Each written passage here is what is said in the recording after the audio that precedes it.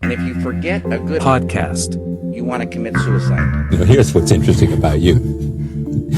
Listen to Cinematographilogically Speaking podcast. Every day. Every day. Every day. Yeah, it's very good. The greatest performance of 2006. Check out To Cinematographilogically Speaking podcast. And if you can believe it, it's Cinematographilogically Speaking podcast. once again.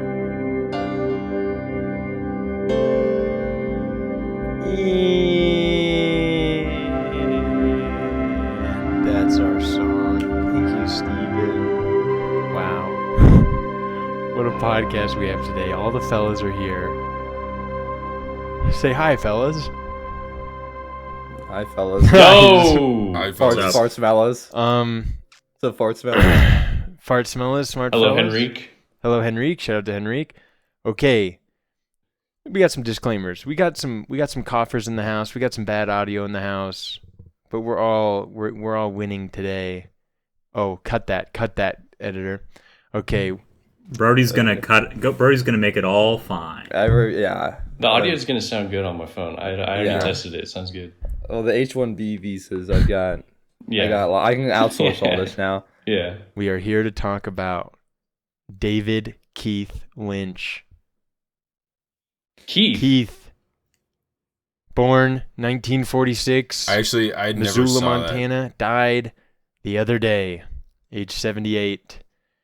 Known for his sophomore album. Where is it? What's that shit called? Oh, Jesus Christ, man. I'll tell you what, it was very sad that it had to take such a tragic Crazy Clown event Time to bring us all here together. I agree. Okay. I agree with what Brody has just said. I couldn't get you guys on this fucking podcast for the life of me. Yeah. And then one of the greatest directors of all time had to literally die. That's how powerful this podcast is, but more importantly, how powerful he is as a figure. We are all currently drinking black coffee. It is the morning. We're all smoking okay. cigarettes. We are also the morning of morning. We are the morning of morning. We are all sitting in a Bob's Big Boys right now, and we're gonna just reminisce a little bit about this man. Listen, fake. I say I'm down for the pod all the time. Two. What I wanted to start off with is, can we all agree that we're here to talk about the object, David Lynch, not the man. This way, I won't commit to Oh, that. I don't agree on. with that. I don't know. But He keep going though. He makes interesting films, and I like him as a guy. He's Yeah, that's still the object. He's an object in your mind. I'm saying we don't. This is an obvious disclaimer that we would have all implicitly signed off on. But I want to be able to talk silly. And David Lynch. Yeah, David Lynch is an object. What? Like you can't? You think you can't make jokes or something? We're allowed to say that Yeah, David Lynch had sex with a rabbit on set Inland Empire, and that's not besmirching him.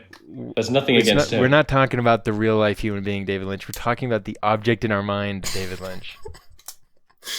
Right. Brody, do your statement. My statement. Okay. Let me get my paper out.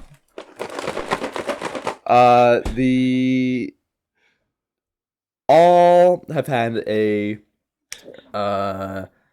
personalized experience with this man, David Lynch.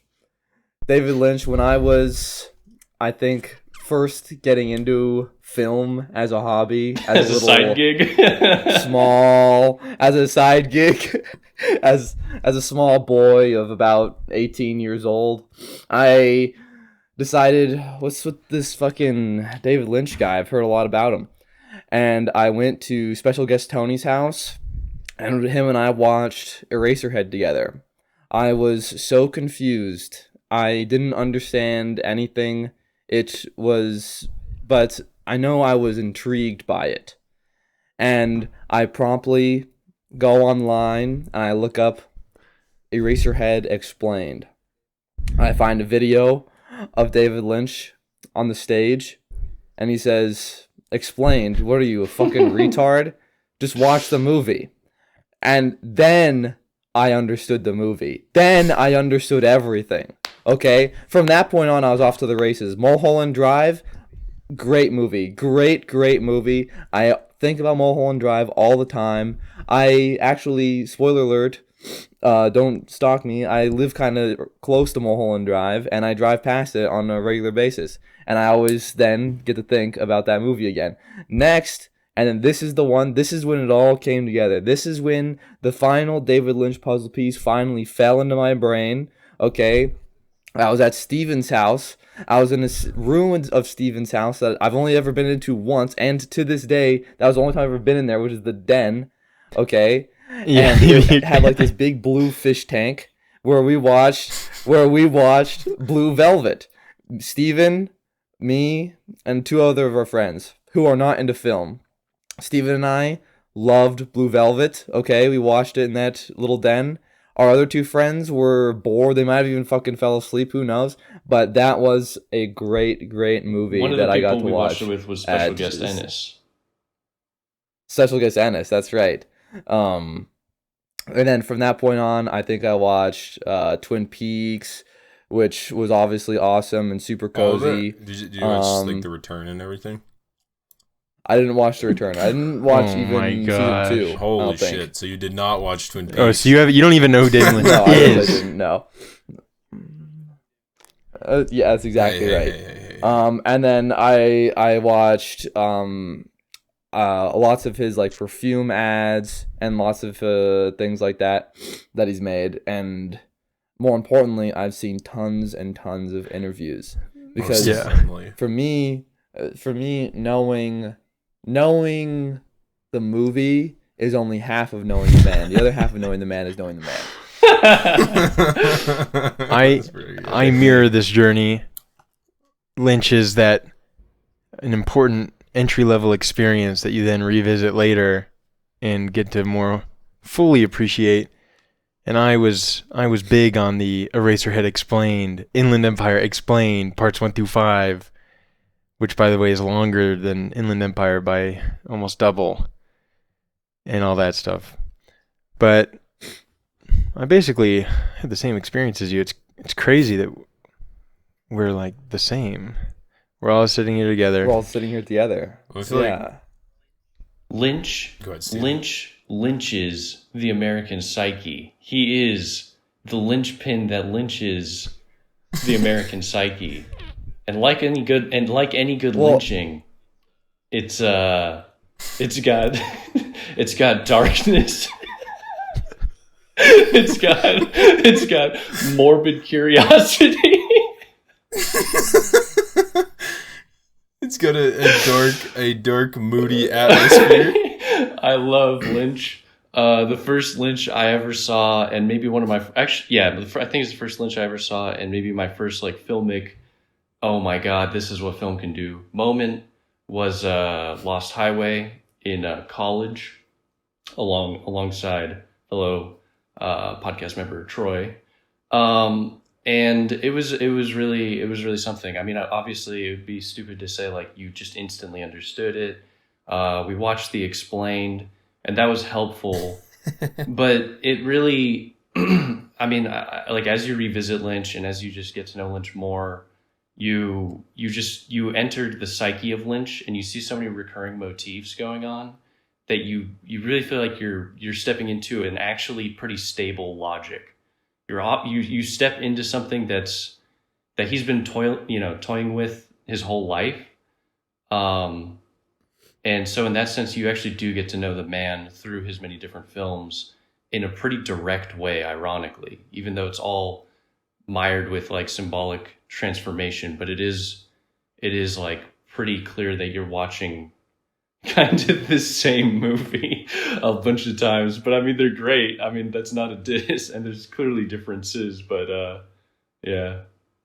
I want to piggyback off that a little bit in my statement, but I had a similar introduction to everyone here.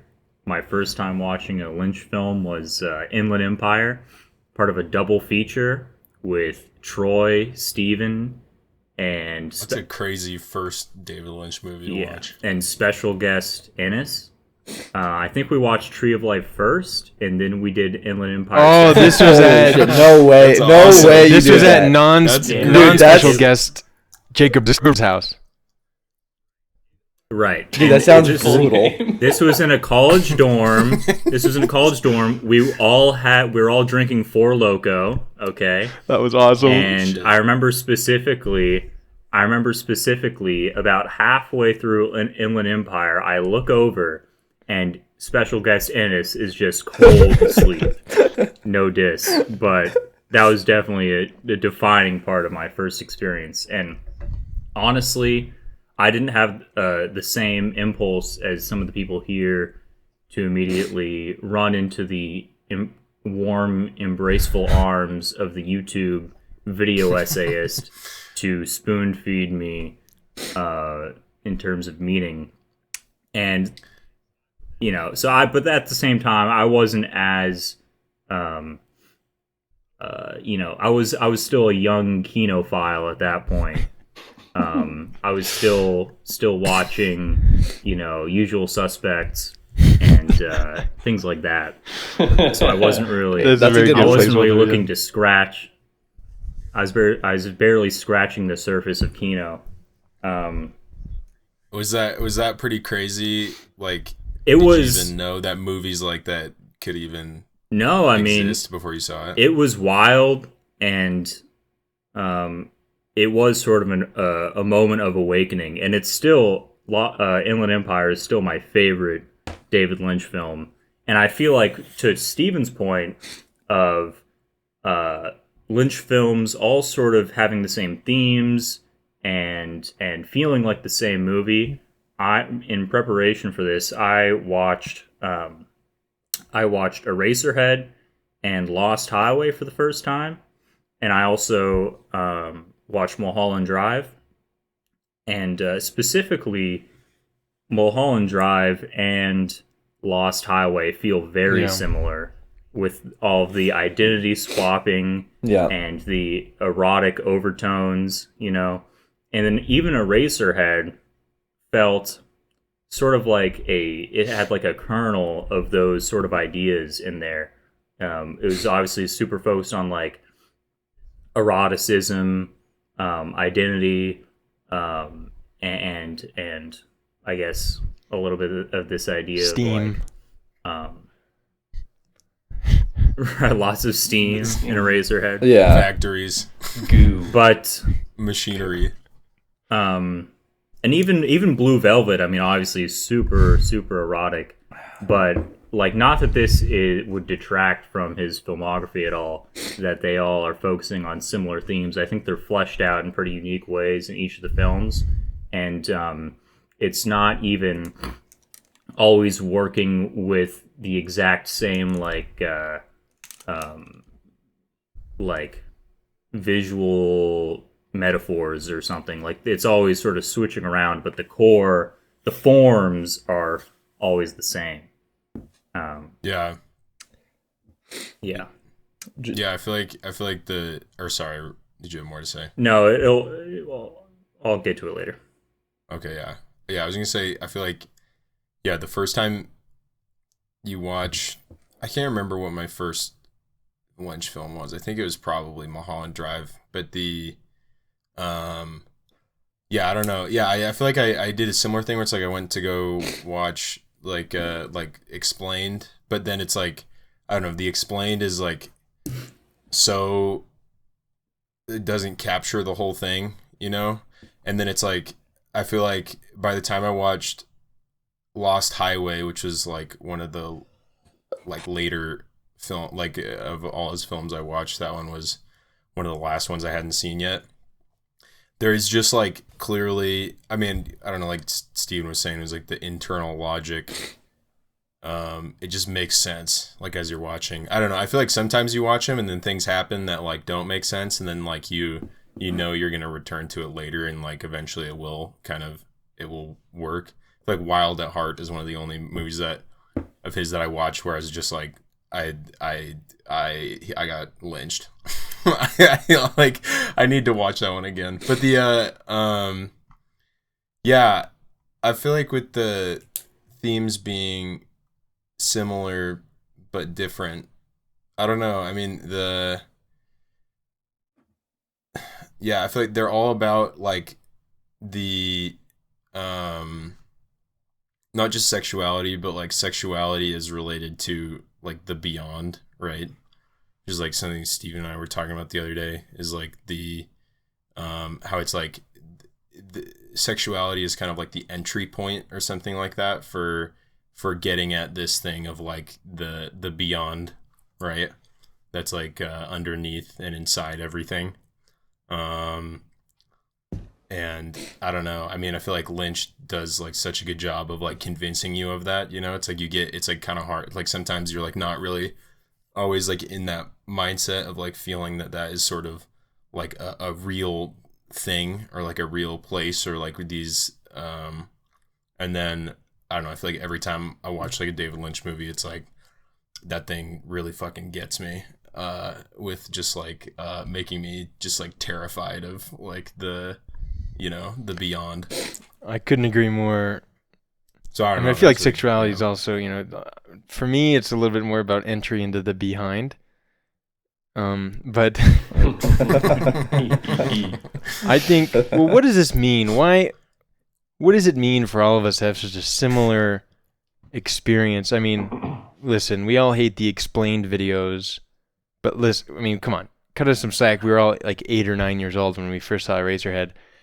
But I think there's kind of an unironic. It's not just that the movies are confusing. I think it's a classic, quote unquote, entry level experience because it's like they're very popular films that are sort of more surreal in nature, and so it's often like one of the first films you'll see where it's like, whoa, this isn't like hyperlinear, super coherent narrative, etc. But those elements from a like formal POV to me are fairly uninteresting and unnovel in reality. Like you see enough movies, like if you talk to like a college student today, some college freshman, and they're like, yo, there's this crazy movie like Enter the Void or something, like where it's so whatever, mind bending and whatever.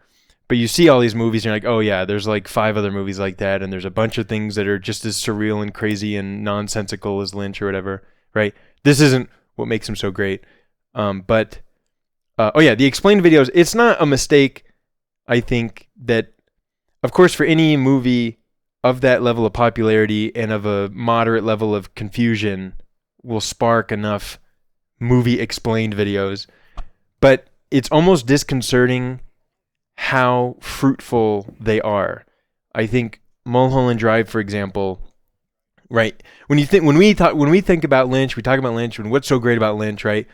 We don't think about all the little clues and symbol placement and how it all ties together, right? We think about the feeling, the emotions, and the God level vibe checks that he enacts.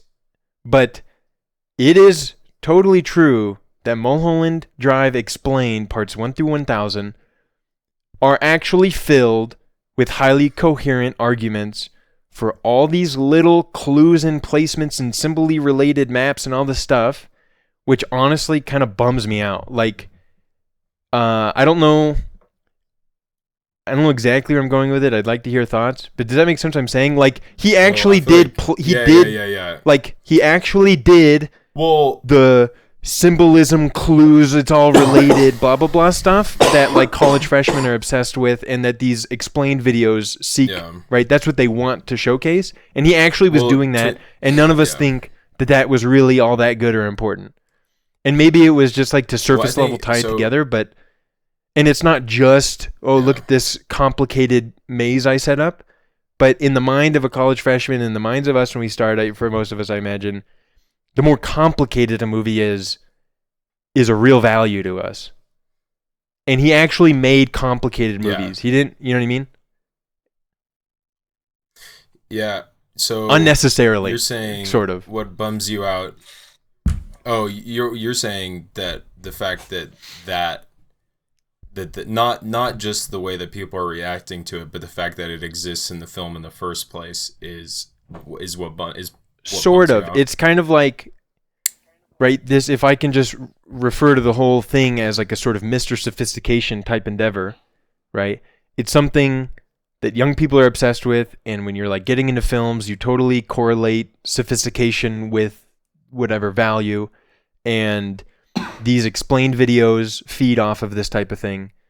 And I think none of us really recall this element of a number of his films as being all that valuable, or at least it's certainly not the thing we think of when we value a Lynch film. Okay. I do think that, like, I don't necessarily know if it's unnecessary.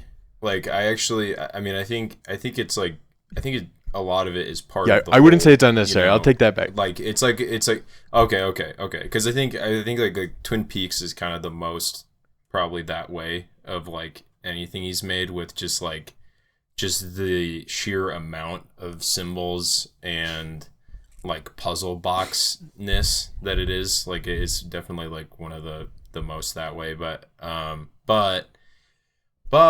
don't know. I mean, sometimes like those things, like, you know, you get into somebody explaining it, and a lot of time you're kind of like, yeah, like, I don't know about that. I mean, it's like, yeah, that's it. Yeah, okay, yeah, that makes sense. Like, I could see like that's like probably is kind of true or something like that. But it's like, I think you just have to remember that I think a lot of those things are coming from both directions of consciously implementing them, as well as them just kind of happening and arriving.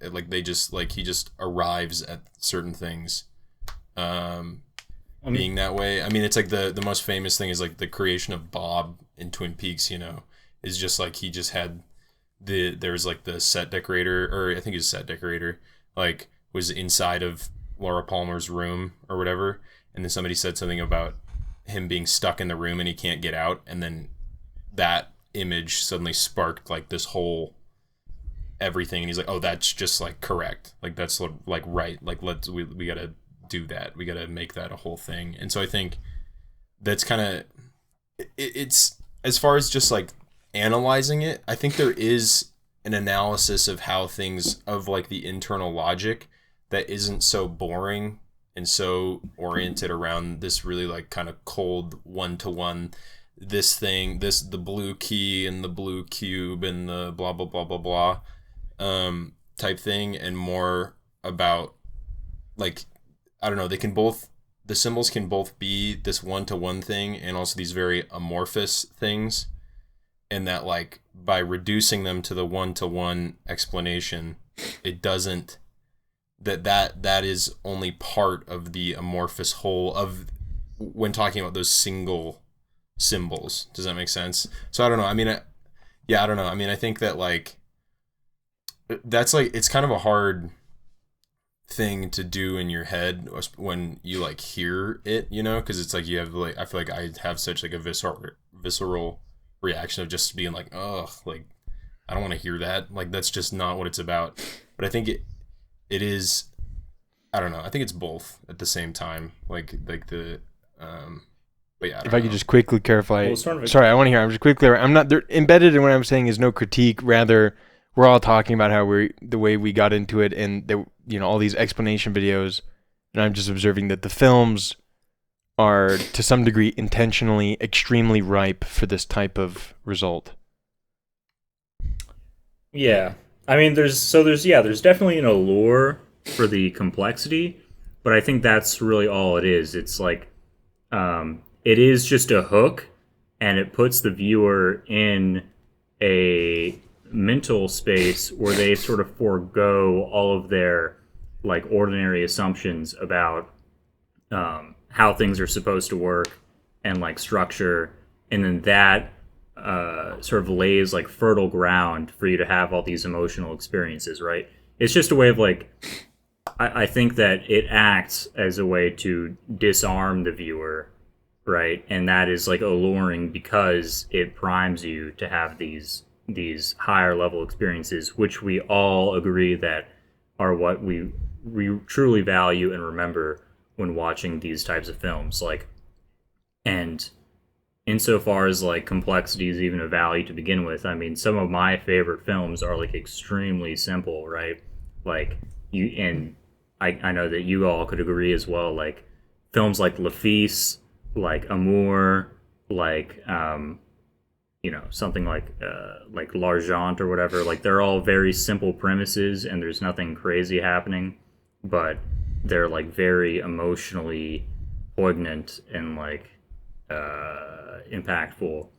So I feel like what's interesting about the ones that you just brought up as being simple, it's like they're still super super complicated in a completely different way, by being so like reduced to so few parts and like aims, and so like focused, like suddenly it kind of brings up a lot more like fundamental problems, or like things in like the form, I guess. So but what's interesting though about comparing that to like the puzzle box thing is that like I feel like Lynch has like both things going on, where he kind of has it both ways, where there is kind of this extreme focus and simplicity, just focus on just like, just image and tone and mood, and that's like the primary focus. But it's like you still have like, then on top of that you have like the puzzle box stuff. But I think in general, I think I know what Troy's getting at, and I think I can agree to some degree when it comes to the level of intentionality that might break through at times. But I mean, it's worth noting that like your own internal psyche, like your own personal psyche has such like an internal logic to it. And like you have dreams and motifs that have recurred in your life. You've had images in your mind that like, say you're anxious and it manifests imagetically for yourself. You have a running consistent there's a running consistent symbology to it all. And so like, so this doesn't answer like all the intentionality aspects as to putting clues and things like this, if that the intentionality, but it means that the fact that it's going to be riddled with symbology, like just filled with it, or symbols, and that they'll be like consistent throughout the film, and like they'll just be in so many different scenes. You're going to have symbol overlapping and things like this. I think this speaks to why it's compounded and why you have even more resources to talk about if you're doing some sort of an Mulholland Drive explained, etc. Like you're not like, because at this point the analysis isn't just about the intentionality of what's being done in a conscious manner. Like I need to put this symbol here because it connects to this later on. You have that potentially, but you also have this extremely vast sea of symbols that are overlapping, which the viewer can use as ammunition for this other intentional sphere. And so you end up with just a plethora, as opposed to, it just redoubles what's already going on in the intentionality, because of the fact that he works in this unconscious manner and this very consistent manner. So that's just like an explanation as to why there might be so much beyond just other films and things like that. I think that is a totally proper description. And to that point, and to John's point, although I think I have a slight disagreement with John, this isn't a critique. I don't know. I think to sometimes it, well, I'll just take that back. But placing Lynch broadly within a frame that has him as distinct from a lot of other creators is this, to me, strong sense of artifice, and like the experience of the film is so within his psyche, and the stories he tells are of such a, not in a negative sense, but contrived form that, I don't know, it's not like it's totally lacking the quote unquote like real natural sophistication of life. Like we were talking about, like with Amor and La Fiesta, etc. Right? These are highly focused, artificially simple films whose insane richness and emotional depth come from the fact that like these things become sufficiently real, and there's nothing more emotionally rich as real life relationships and real people and things like this, right? And so when you have characters that are highly Lynchian, they're highly unreal in construction in a lot of ways. And this is not a critique, it's just to say I think one of the broad frames Lynch falls in for me is of a highly constructed nature, and it's a highly detached, like where it's drawing from, where the richness and the experiences are drawing from is not just a product of like natural observation, say, but rather of a constructed psychological, surreal, internal logic type experience that is mega epic, but also has its, just has its pros and cons or something. Well, I think that's I definitely agree. Like it's a very man-made experience or something. Distinction. Well, yeah, I agree with the distinction, but there's also like, I mean, I don't know, like watching like Blue Velvet. I don't know. I feel like there's something interesting about how you can have these very like genre characters, like these characters who like, you have like the really strong kind of like genre film thing going on, but they have like a natural, like they have sort of a real person reality to them that I think isn't just like relating to it archetypally. Yeah, for sure. I mean, if you know what I mean? Like I feel like Blue Velvet, I think like Blue Velvet, like, I don't know. I mean, just like everything with Jeffrey Beaumont. Yeah, but I mean, I don't know. I think those part. Yeah. Well, I say Blue Velvet is for sure a great example of this, and Twin Peaks and Blue Velvet are probably the strongest foils for each other in terms of this genre, like genre play and all this stuff. And right, these, in a way, very 2D characters represent a very, very real, natural counterpart in reality. And it's not that their richness is just from this constructed 2D thing, right? Their richness comes from the way in which they represent something extremely real and relevant. Yeah. But your experience of that is highly distinct from seeing a real person. Which is not to say, I'm not saying it's a bad thing. I'm just trying to characterize it broadly. I understand. I think what's interesting is I feel like Lynch plays with that, constructedness and non-constructedness with like, I have two examples. One is like going from watching Twin Peaks, the TV show, to watching Fire Walk with Me.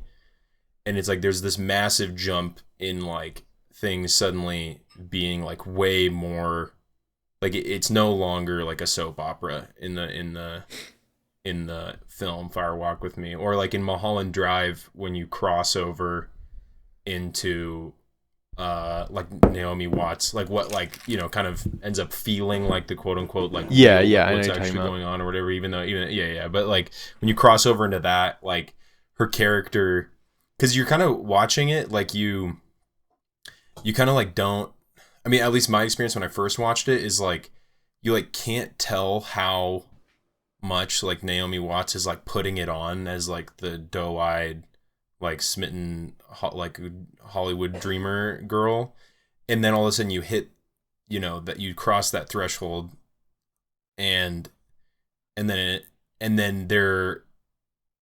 like the way it looks, the way it feels, the way everyone acts, suddenly it's like that artifice is just kind of like ripped away, and it makes like the emotional experience way more similar to something like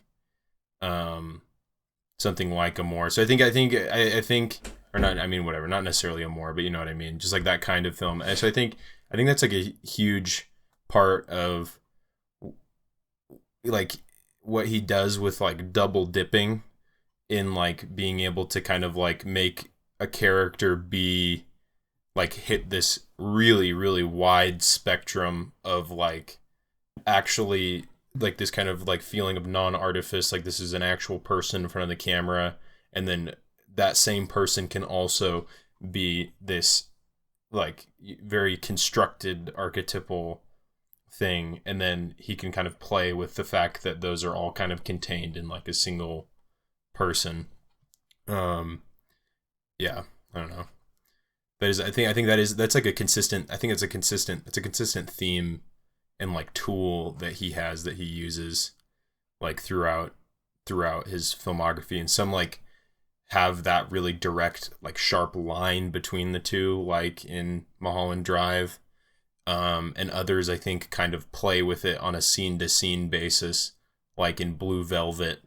It's like there's this extreme feeling of artifice, but then you have like this breakthrough of emotion that like seems like a little too real, you know, like it's like this like artificial thing, you know, it keeps getting like kind of more powerful and complicated, and then suddenly you have like, I mean, I don't know, I was just kind of struck yesterday by watching like Dennis Hopper, and like just how, you know, Frank is like the most caricature, like insanely like this is exactly what he is, but then he has like these moments of just like this pretty extreme depth of personality and feeling when he like hits these moments of kind of vulnerability like in the movie.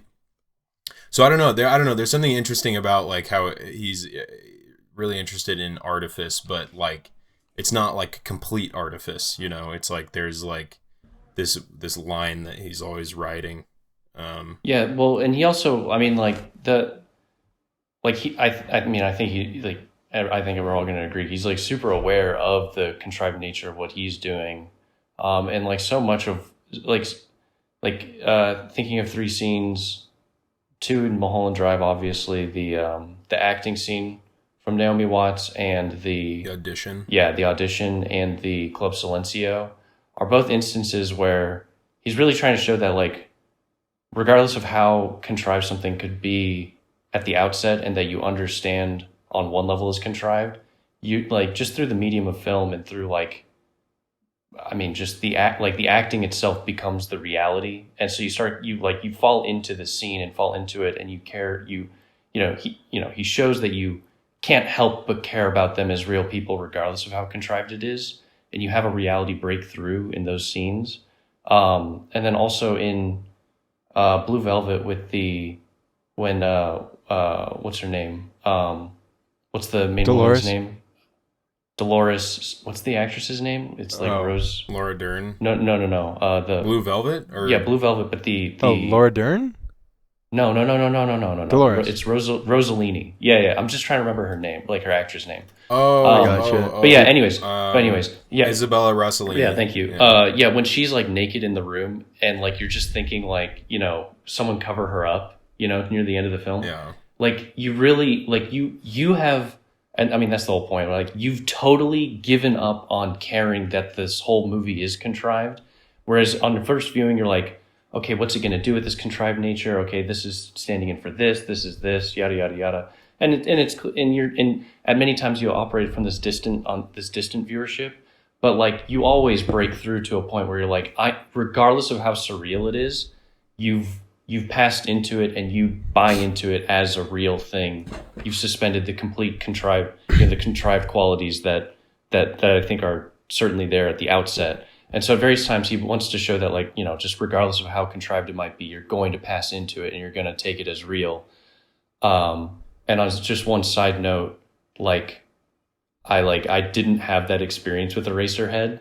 I never had this moment where I'm like, I've passed in and now I'm no longer a distant spectator.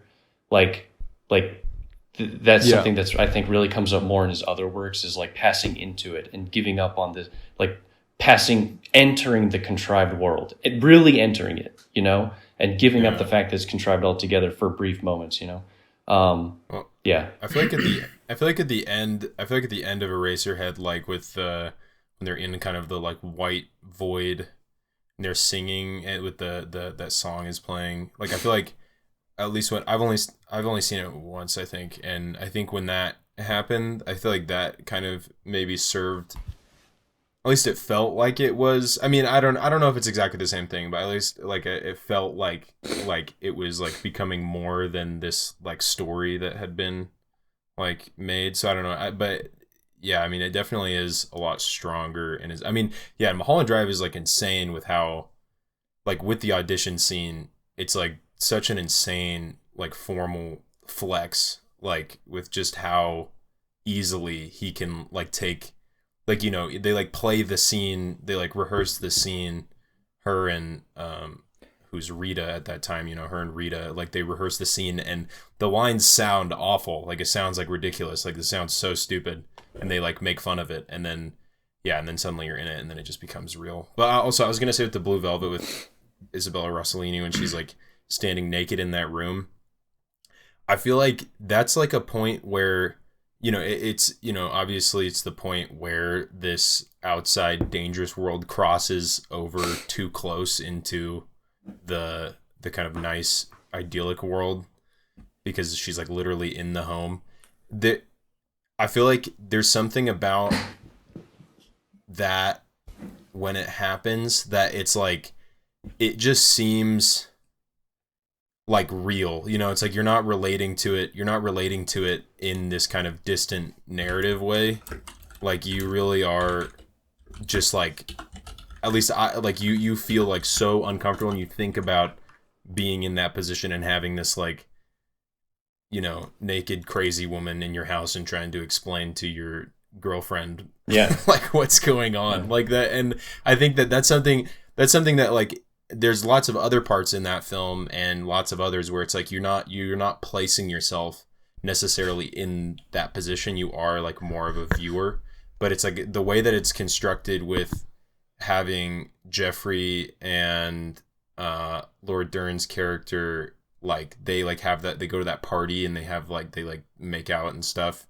It's like there's kind of this, I think in that scene you kind of cross a certain emotional line into just like more normal, like putting yourself in the place of the character, and then right after that is when the living room scene happens. But yeah, I don't know. I mean, he does. I don't know. He's so good at this kind of ebbing and flowing you in between these two states. I want to say one thing super brief, just on the mention of Blue Velvet, is just I mean, he does this in a lot of his things, but you really I mean, obviously you go into the ear. That's like a prefiguring of the whole thing. But the way that portals work for him altogether, like you pass into another world, and usually it's bringing the diorama-esque contrived quality into something more real after the fact. So like you get Rossellini's character out of her diorama room, out of the contrived room, and even though that's a poignant, powerful moment, you watch all that shit go down. You're meant to be a spectator watching it go down. You're peeping, with Jeffrey. But like it's a diorama, and then you get her out of there, you save her, you take her out of the room. Now you've brought this diorama-esque caricature into the world, and now you care about her like a real person, and you can't help with it. So he's always playing with this like movement of the character from the contrived nature and bringing it into the world, like your imaginary friend made real, and like what would actually happen, whatever. What do you guys think about like the fact that there's sort of always this inversion,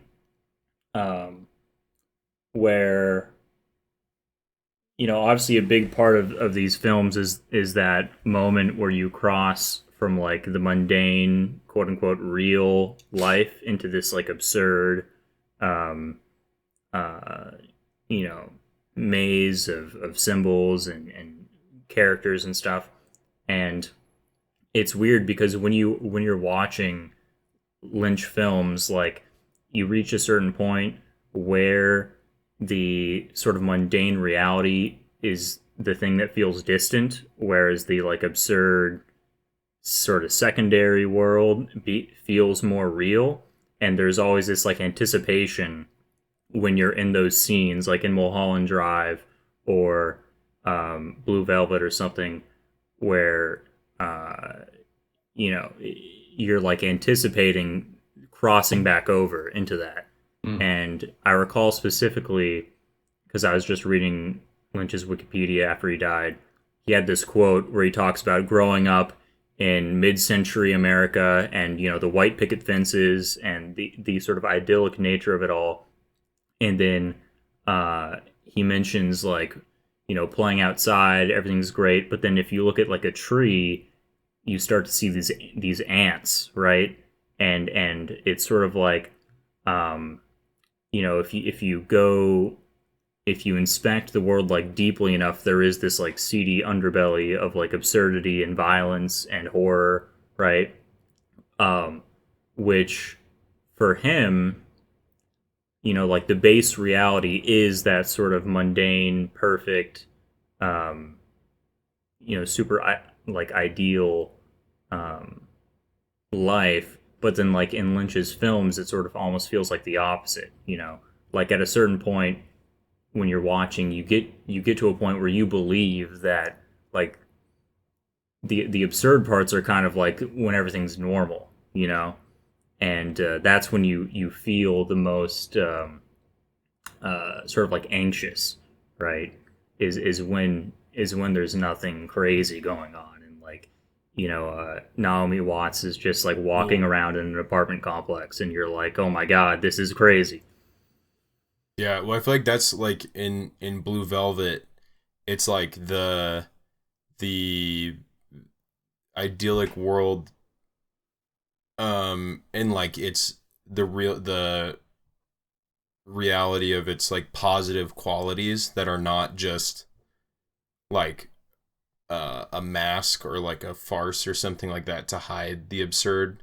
Is like I feel like you feel the positivity and believe it after the like kind of veil is pierced by having Isabella Rossellini like standing in the living room, and then afterwards Laura Dern forgives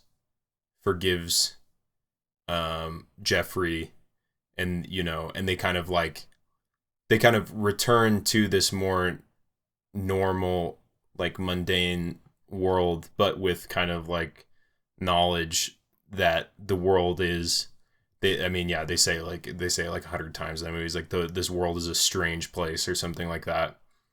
And so it's like it is kind of like there's like that's like, I feel like it's a common thing where it's like the normal world is like way more.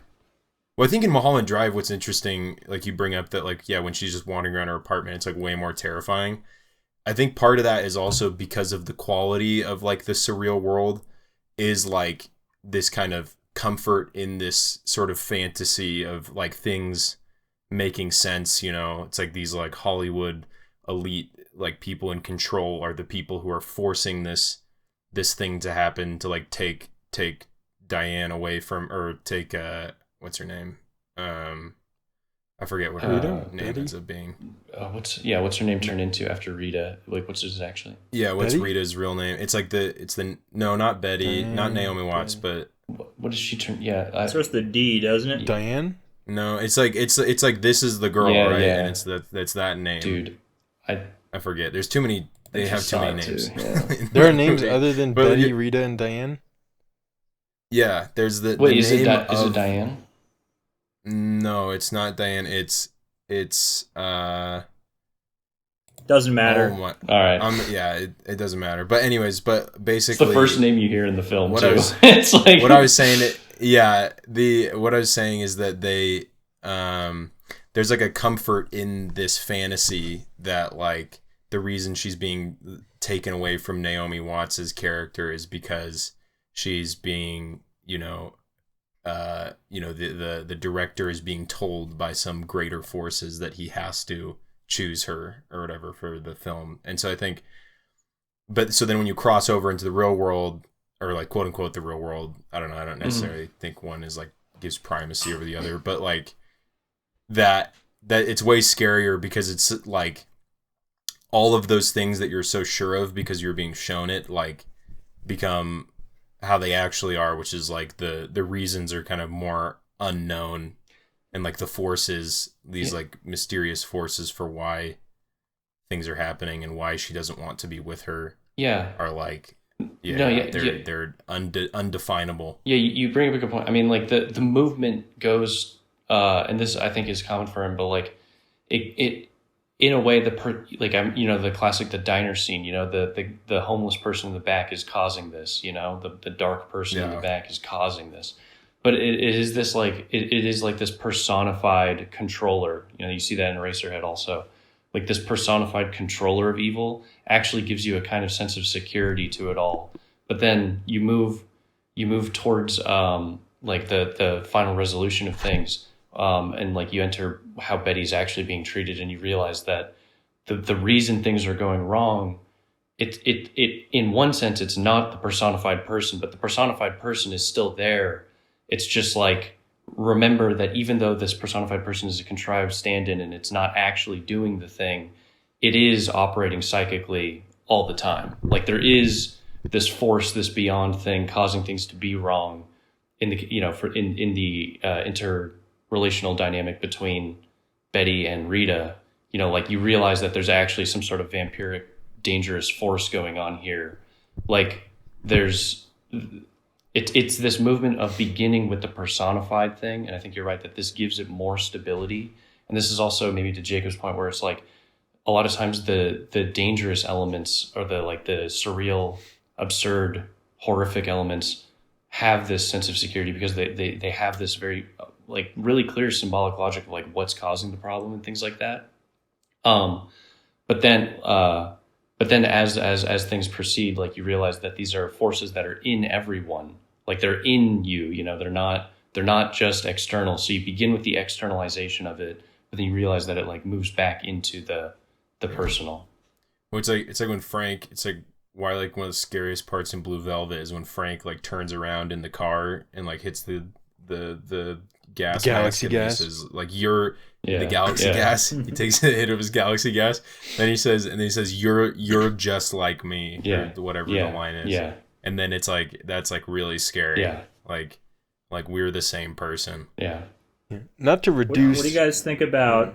Oh, sorry, Troy, go. I was just saying, it feels sort of full circle, and not to like reduce all of it, but like the general progression and the constant theme, which is maybe most easily talked about in Mulholland Drive. It's like most on display, but it's true in Lost Highway and Blue Velvet and Twin Peaks in various degrees and manifestations. But like the movement of like drawing some attention to the sort of drab, shallow reality, going through the portal into the psychological representational reality, which is highly artificial but highly psychologically relevant and real and palpably stable, etc. And then there's a reintegration moment back with the sort of quote unquote like normal actual reality, wherein the sort of psychological drama and narrative serves to really like illuminate and grant weight to the previously thought of shallow reality, right? Like Betty, I forget all the names, or the name, whatever setup, but like Mulholland Drive, right? All that narrative ultimately serves and reintegrates with Diane and grants like a real power to the character now that we sort of have experienced this sort of psychological reality she's going through, and it gives some sense. And also in like Blue Velvet with like the cops and these people who are just like nothing characters, they're just like this like soap opera representation, and then you come back full circle and you're like, oh, these are hyper serious people that are making really serious choices to be this two-dimensional thing, so as to serve a functional purpose in the world, etc.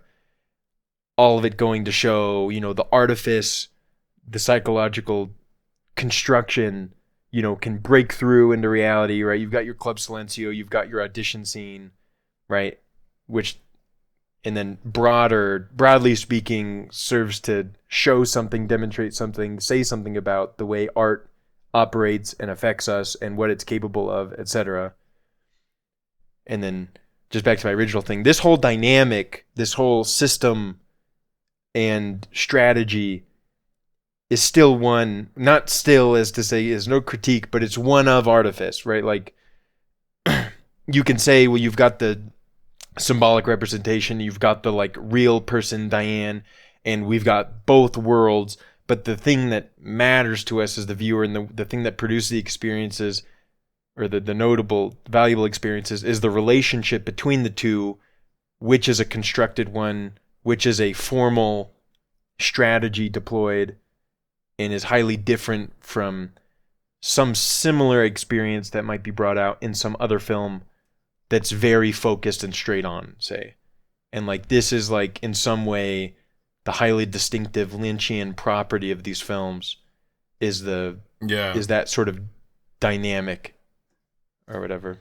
Yeah, there's always like an awareness of the fact that it's a film, and that's very like important. Like it relies on a certain like you kind of having a certain literacy in like, I mean, I don't know. I think it's not necessarily like super necessary, but if you're watching Lost Highway, if you're like pretty familiar with, just noir tropes and characters and these things, it's like very much playing into and using that for that, to make that contrast and comparison. Yeah, I think you're totally right. There's a number of films that people will unironically not really enjoy if they can't make the minimum acknowledgement of what they're seeing as being highly filmic or in Twin Peaks soap opera-esque or, etc. Like this is why I feel like boomers kind of unironically like Twin Peaks for exactly what it is. Like they like the soap opera. Well, I like the soap opera too. But I'm saying I like the soap opera. I like the soap opera. Yeah, we all agree the proper enjoyment of Twin Peaks takes place at every level. But I'm saying there's a whole world of people that watch Twin Peaks and don't engage with it in any way approximating, appreciating the interplay between the soap opera and the reality of these people. Yeah, I honestly, like, especially having rewatched the few episodes that I did yesterday in, like, mid-season 2, when it's, like, stuff is getting really hot with, just everything. I have a hard time understanding how people watch it and love it and are not, when shit gets real and starts, like, crossing that line, and you have this kind of, piercing of the veil or crossing the line that we're talking about, like how they don't seem to be really engaging with that, or that doesn't like scare the shit out of them, or if it does, like they don't really know what to do with it or something. I don't know. It's just kind of interesting because Twin Peaks went so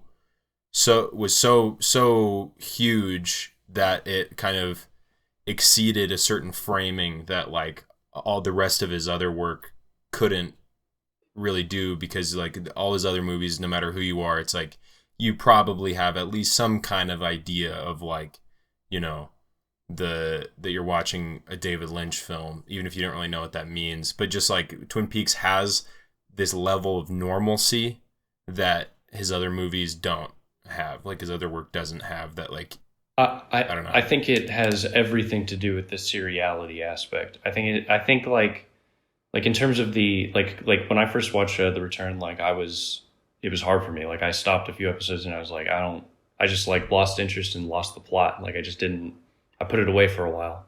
Then I came back. But like, I think there really is something to how compact the film medium is. When you have feature length, you got like 2 hours, 2.5 hours or something like that for this kind of a setup for Lynch. When you end up in Twin Peaks, The Return, you have so many episodes of this world happening. of like of being in that sphere of like, it's not like you end up in these transportations of in and out. I really felt like I was in a singular kind of world for so long before you have serious transportations, you know? And like, I mean, you like, you have to take, like, it has to be mentioned, like, you can only buy into the contrived world and its subversion and like reintegration, if we're going to continue with that process and how the worlds interact, if it's all done well, quickly, and that you have like this melding happening kind of seamlessly. They pop up kind of out of nowhere. The first time you watch Mulholland Drive, you don't know that audition's coming. But it's like, it's out of nowhere, and it's so poignant, and it gets to it relatively quickly, you know, compared to the serial format. And so I think that sort of process, the 3-part process, if we want to continue with that at all, like, I'm just not sure how great it works for TV. And the first two, I mean, personally, maybe, you know, other people love The Return, you know, like, whatever. But like the first 2 seasons, particularly the second season, I mean, people like it for the soap opera, but people like it because it's willing to showcase what the soap opera is. You don't even need this like interaction of worlds. You just need to know as a viewer that like, you get that this is fake. I know it's fake, and I like it. And like, it's this like reaffirmation of this world that you're looking for, like the casual, like the viewers typically looking for in the first and second seasons. It's not like the breaking through moments per se. It's more like this just archetypally feels right in a more singular and simply contrived parable-esque way. Not to say that's the only value there, but I think that's just largely, when we say like they're enjoying the soap opera, they're enjoying it, but they're enjoying it in a meta sense. They're enjoying it in like a different way than they would enjoy a typical soap opera. They're enjoying the fact that they're given permission to lean into it as a viewer. They enjoy, like, they don't have to feel bad for loving how contrived it is because it wears it on its surface, you know? And yeah. I think, well, first of all, I think that makes sense. I think that's correct. I think, but that's also what he's like trying to subvert in The Return as well, where it's like he's like I'm not going to, you know, you don't really have permission to enjoy The Return. Yeah, absolutely. Yeah. Like, it's like, and I think, but I do think that there is, having watched it on my second viewing of The Return, I feel like a lot of its palatability, as well as like this crossing in and out of these two worlds, there's moments in The Return where it's kind of like the absurd world is kind of constantly breaking through the normal one, like the entire time. Yeah. So it's like you have the scene that always comes to mind and kind of is, I find, like one of the most memorable, is like Bobby's in the diner and talking to his daughter, who's like, you know, dating like the cokehead guy or whatever, and they're having like a confrontation, and then like suddenly like a gun goes off outside, and then he goes outside, and there's like the kid, the person who shot the gun was this kid who's like standing outside the minivan, and he's just like sitting there, just like posted up, like looking at Bobby, like just like being like what are you gonna do about it, like looking, and then there's this woman screaming, and she has like her daughter's in the passenger seat, and she's like is like a zombie or something, is like throwing up. But the thing is like there's something about the way that feels and the way that it looks that is distinctly different than if the same sort of thing happened in like Blue Velvet, where it's like there's a certain kind of like realness, like you feel like you're in the normal world, and that this like horrific, like completely unexplainable thing is happening in that world. And I think that there's the line is never really crossed. Like it gets more surreal and weird and less surreal and weird, and there are like different like kind of dimension things going on, but that's I think distinctly different than this line that we're talking about. But yeah, there's this kind of like both are constantly overlaid, and it isn't until the only time that it's like some kind of when it feels very similar to Mulholland Drive and Naomi Watts in her apartment is the very, very end when they do the sex magic and go into that world and Laura's there and is like a normal person and all that. What do you guys think about shifting gears, maybe talking about Twin Peaks. maybe talking about specific films, or more focused I on? haven't really said anything about Lost Highway or Inland Empire. I really support what you have on Jacob with this tier list maker. I obviously suggested it. I want to quickly say something I think that's actually so simple and illuminating about The Return. The Return rules. The Return is sick. Seasons 1 and 2 has the strong artifice of soap opera with like a really powerful symbolic reality underneath that sort of ebbs and flows its way, surfaces, and there's like, it's way more of a fuzzy line compared to, say, Lost Highway, Mulholland Drive, where there are these like really clear portal distinctions. But The Return is full-blown serious sincerity, and it is all real. There is no soap opera artifice. It's like everyone is a real thing, but the levels of absurdity and surrealism are cranked to 11. So it's like, there is no ironic, there's no ironic interaction. It's like all these characters, it feels like, have been forced to become very real people, but in an extremely absurd, surreal reality. Like they have to inhabit this insane place. Yeah, it's like they're like their world of Twin Peaks where it's gone. Andy can be like goofy and an idiot, and it doesn't matter. It's like all okay. Well, and also, it's like his transformation in particular as a character is like, I think, one of the most poignant in like showing that. And also Cooper, like obviously the impotence thing, but like the I mean, if you think like in season 1 and 2, he's relatively impotent. He's always a little bit late. Things are still going wrong. He's kind of solving crimes. He's also still based, and you root for him, and it doesn't seem like it's his fault, whatever. But like, it really just, like, in many ways, he is impotent in season 1 and 2, even though he serves as this great backbone of like moral clarity and things like that. And then in the Return, you really get this. You get, what does his impotence actually look like when evil is happening? Deal with it. Watch it. Watch what happens when you have this kind of moral clarity, dubious, or not dubious. What's the word? Like, I don't know, whatever, impotent. There's some word that starts. Yeah, you don't get the day-to-day like serial problems being solved in every episode that kind of let you feel good about his impotence. Yeah, like it doesn't just serve up the fact that it's like, yeah, he can't do shit. Yeah, yeah. But he's Hamletian in 1 and 2, and in 3 he's like truly impotent. Yeah. And also, and then in the 1 and 2, like it is mentioned, especially in season 2, where it's like he brought the evil to the town. Like his like his past failures have brought Wyndham Earle here, and in the Return, like his doppelganger is the one being evil. It's like it is still like it maintains this kind of symbolic consistency, but as you said, like it brings it to the fore as well, what is it like to have you being the cause of all these problems?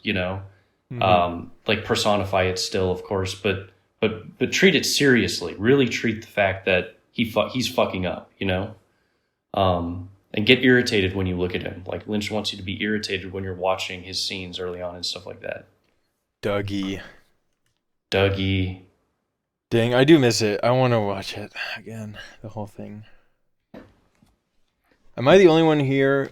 Well, we've lost some gamers, but have you guys... I think I'm the only one here who has seen The Straight Story. Yeah. It's so fire. Right. Yeah.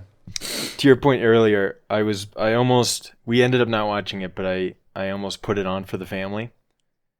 And I was making a joke. I said, I was talking to my dad. I said, this is, you'll never guess who this Disney film is by. David Lynch. He said, David Lynch. isn't he that wacko crazy guy? Yeah. Whatever. Like, people know when they watch a Lynch film that they're watching a Lynch film. But with the show at the time, it was like it captured people with the surface level. I think contemporarily, it either, like, my sense of the modern viewership of Twin Peaks is not totally split, but largely split between people who still just enjoy being given permission to enjoy the cozy soap opera, and other people who revel in its irony and feel like they've been let in on a secret, and their arrogance gets to play. And then there's obviously a bunch of other people. I support David Lynch movies tier list maker as a mechanism for discussing films and more specific, but also it gives us permission to not actually talk about all these films in detail. Otherwise, we should have done, 6 podcasts. Yeah. And it's so fun. And I'm hoping I'm the only one who has seen The Straight Story, so I get to put it wherever I want. Dude, I want to see The Straight. Everybody's fucking posting all sick. these. People are like posting all these like tribute like compilation things, Yeah. And I keep seeing shots from The Straight Story, and I'm like, okay, this actually looks pretty good. Like Straight Story. I don't know it's why straight dope. I just haven't so. I just never whatever. I just want to put this tier list in context again. This is something that we did last time when we were doing tier list. That this is a scale within the David Lynch universe, right? So an S is not necessarily going to be global S. Yeah, it's Lynch global S. It's a Lynch S. It's not a global variable. Yeah. Yeah. All right, let's start. Blue Velvet S. S. Yeah, that's an S. That's Blue so Velvet. fucking good. That's probably his Obviously best goated. movie.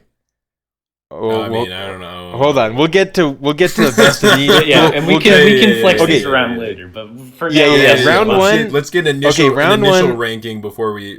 Yes, let's just put them in categories, now. not worry about order, and then we'll come back to each letter and rearrange within. I think. Yeah, because because we're not like crushing tier lists right now. This is a David Lynch pod. We can take your time. Yeah. Are you screen recording this situation? I am screen recording this situation. For you. That's awesome. Brody. You are the man. Okay, Wild at Heart. I'm going B. Haven't seen it. Have not seen it. I honestly, as I said before, when I watched it, I feel like I got lynched. You got Davided? I haven't watched it. I got Davided. Yeah. I got Davided. I like B. Do you disagree with B? You want to put it C, D? Or you want to put it lower, or you're just I put it in the We'll put it in the middle. I think B is appropriate. I'll default to your. Defoe is so sick in it. Yeah, that is definitely. He's an absolute monster character. So good. Yeah, so good. Okay, Dune is unironic F. Whoa, Dude, whoa, so whoa. funny. It's I was a few days ago. I was talking to Steven, and we're talking about how we're gonna do this pod. And I was like, man, maybe I should like watch all the ones I haven't seen. I haven't seen Dune. And then Steven told me, he says, don't watch Dune. And I was like, why? And then he's like, I don't know, probably sucks. I haven't seen it either, but I bet it sucks. I think that this is Lynch's biggest insecurity. We all famously know how he talks about how he didn't get Final Cut and that was the mistake of a lifetime and blah, blah, blah.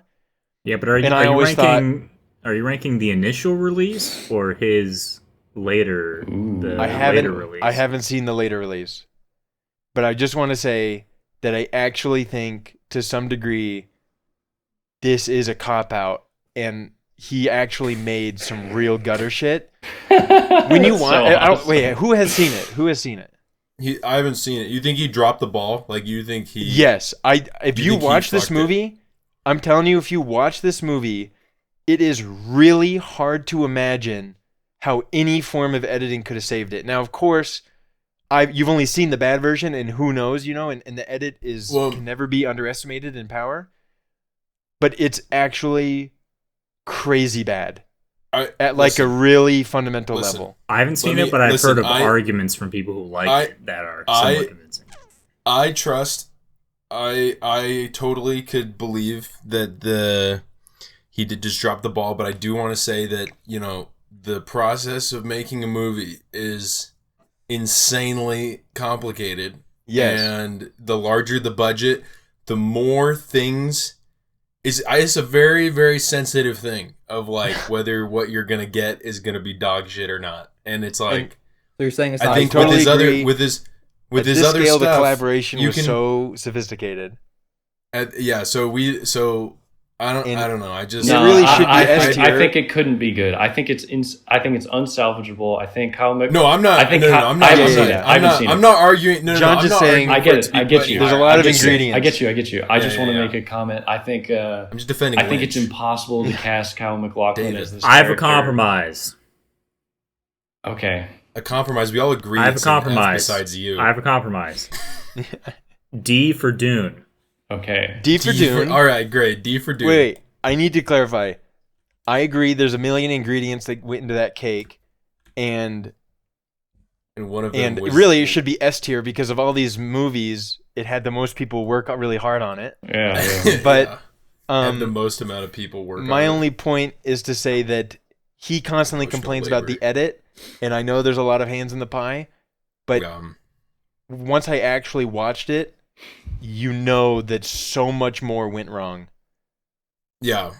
And That's but it easy does to get believe. points. It does get points for featuring the Guild Navigators, and the Villanueva Dunes didn't even talk about them, and they are so cool. Yeah. I'm so I mean, happy all this stuff Troy is said about that. spice. All this stuff is about spice, and in Villanueva's Dune, it's sort of just asserted that spice is giga important and all this No, stuff. you And see- it vaguely says you need it to navigate and all this stuff. And you but get Dune, to see the navigators too. you do not see navigators You in see- Villanueva. You do. You I think see. you You do. see him. You see him at Yeah. least once. Yeah. Yeah, When? it's like brief. It's but it's they're early given. on. They're given. It's when they're giving the order to the Atreides, the Emperor's edict, and you see the space. They even mention that the navigators are with them, and they're wearing their suits. They're wearing these like. Yeah, Oh, they're yeah, given like yeah, a yeah. mysterious. They're given like a mysterious aura that they don't interact with them. But yeah, they're not. They're definitely not emphasized. Yes, they're They're in not, like, these. They're featured, like right? human forms in these suits with like masks that you can't, like gas in their face and stuff. You can't see their faces, right? Mm-hmm. But in Lynch's Dune, I feel like you got a more true to form. I haven't actually read the book, so what do I know? But you get a true to form, like crazy organism in a tank. Mm-hmm. All this stuff. Okay.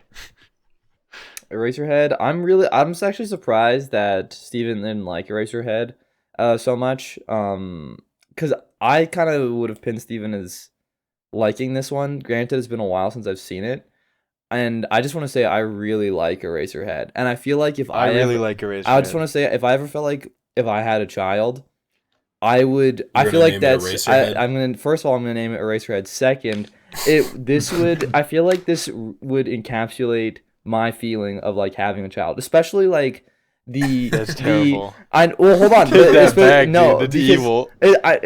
But it's not it's- evil because this is it's when implicitly this is true. yeah this is when this was in the time of David Lynch's life when he had his first child around This this is- time, this you know. is- And I think this honestly encapsulates a lot of like the male feeling of like having a child and like this like insane like chaos thing that's like also like kind of ugly because you don't have like the same like maternal feelings that like a woman will get. We get it. I think none of us have children, but the We fucking get it. but Unless Troy has any announcements. yeah, let's try as an No current announcement. but like Stay tuned. but like Stay it tuned. isn't this like this pure thing. It's like this fucking element of goddamn chaos and this like fucking thing. And Yeah, like no, this listen, and then when he goes and so- then he's like walking up to that house, you know, which is like the family's Yeah. house, and then that dinner scene, right? Oh, yeah, It's so good. it's so fucking good. It's so fucking So good. good. I mean, Eraserhead's great. I mean, when I watch, I mean, I admire all the scenes, and the whole time I'm watching, I'm thinking, Jesus Christ, I need to make a movie, and it is inspirational just knowing like the budget it was shot on and how plausible it is to make, you know, and Well- but in terms of like Alta Brody's point, I mean, I can agree with everything going on. And I also like this assessment, like this maleness to it. I think there is actually a deep truth to that. Even if it's not like a bio male, it's like this different, you know, this different sense of like, we need to see this different sense of what the child is to the man and take it seriously, you know? Like to some kind of, especially the artistic man, right? Like the guy who wants to go off and keep making crap and do certain things, you know, this kind of narcissistic, egotistical man, but like very common. But but to me, like, the reason I wasn't swept away with it was, if you remove this like admiration for the fact that it's his debut, you know, I get this sense of like, this is very singular. I don't get, or at least the ways in which it's trying to be more than what you've just described it to be, did not hit the way that they do in his later films. Like this, I'm just watching a very poignant set of images to describe an experience, and it doesn't have this manifold quality. So that's why I wouldn't rank it low. I wouldn't rank it low. I go A. I would not put it that high. I would put it at A as well. All right. What do you put it at, Steven? What do you put it at? I put it B. I found it very moving, and I mean, obviously, when talking about the relationship between a man and his child, like, at first, you know, it just sort of seemed, I was getting inspired, right, by his dedication to this creature, right? Because I mean, the woman, she doesn't want anything to do with it. She's disgusted. She's appalled. She leaves, right? And then he has this more like stoic, like, he's still, you know, obviously terrified of this unknown, right? The unknown of fatherhood, and specifically like the unknown of this just abominable creature that he's taking care of, right? But like, he seemed very moved by like a sense of duty to take care of it regardless. Yes. And I'm not sure to what extent his when he kills it, how much he's like abdicating that duty, versus if it's trying to say something about how he's like, you know, actually this is like a freeing thing or something. And but no, I found it I mean, it is much more simplistic, and like there isn't the same level of depth, but I mean, emotionally, I still found it pretty. Yeah, and to Steven's point, it is a bit of a vignette, right? It is sort of like, this is like it's a very contained thing. It's, you know, a lot of his movies are kind of about the world, about everything, and this is sort of about let's language. I think right after this we could it'd be interesting to talk about Lost Highway, which is arguably his other most focused film, but does not have that. It does not feel barred or contained in the same way that Eraserhead does. Put it at A, Jacob. But let's put it at A. Can I do it? I want to quickly note something. Yeah, okay. What do you want to do? I just wanted to say something. Eraserhead, while most literally about the father-son relationship, I wanted to say this earlier. I actually think Blue Velvet is the best father-son discussion film from him, and is the most true-to-life experience from a son's POV. I think, right, Eraserhead's father POV, Blue Velvet's more son POV, but just the whole, the shallow father, the like leaving your father to go be authentic in the world, blah, blah, blah, blah, blah, reintegration at the end to realize, oh, my father knows this. And like the whole process of individuation and like constructing one's mask and understanding that your father is not the mask, but is the man behind it that you won't get to know, but you now appreciate the mask, etc. I love that. So true. Good movie, and it's much more roundabout, like it is in real life, right? Like, yeah. You know, you go out and then you just you infer about your father more so than you directly realize. Yeah, very true. I was just saying, do you guys? John said you wanted to talk about Lost Highway next. No, we got to go in order. Let's go in order. Okay. Oh, is that what we've been doing? We've been going in order. I didn't. Yeah, we've been going in order. Well, not chronological, just on the list. Inland Empire, haven't seen in the random ass order that the thing is happened. Yeah, that some Joe Schmo did. I vote S. Inland Empire, instant S. Is S. Yeah, Inland Empire is insane. Inland Empire is like, I was gonna say this earlier when talking about when we mention it. I feel like Inland Empire was the first time I had watched. It had been a long time since I watched a movie that really felt like this. I mean, I don't know. I was just imagining, like, imagine you're like, I don't know, super drunk or something and like wandering around, you know, like the city or something. And I don't you, have like, to walk imagine into- that. I don't have to imagine that. I'm doing In fact, that you're doing right that right now. I do not have to imagine that. Yeah. I know and then you like wander into a theater and like there's nobody in there, it's just you, and then like this movie starts playing. I feel like this movie has that, like, this quality of just being like this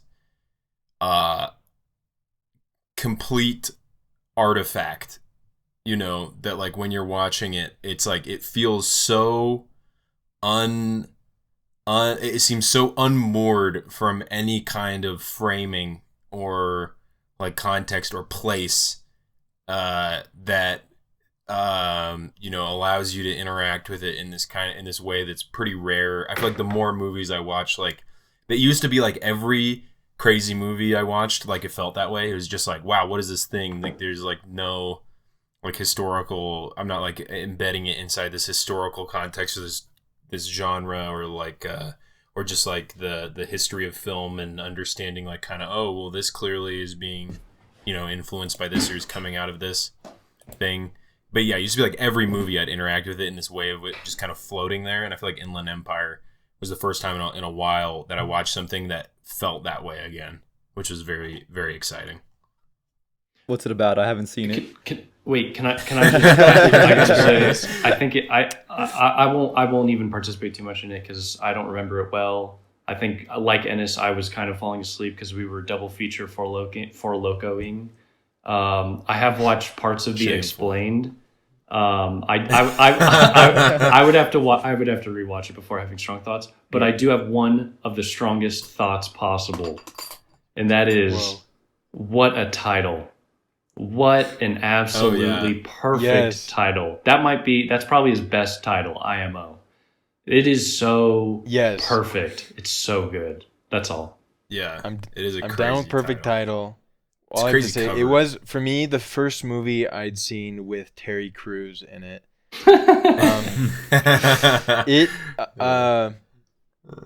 I think for me, it was one of the movies that really brought to the forefront the sort of command to the viewer of, like, focus on your experience of watching this. Like, there's lots of movies that do this where it's like, if you're constantly trying to keep a grip on what's going on, you're just going to be miserable. And like, you need your buddy to just say, you know, don't worry about that stuff. Like, just experience the movie and think about how it feels and just feel it. You don't need to, you know, stop worrying about what's going on.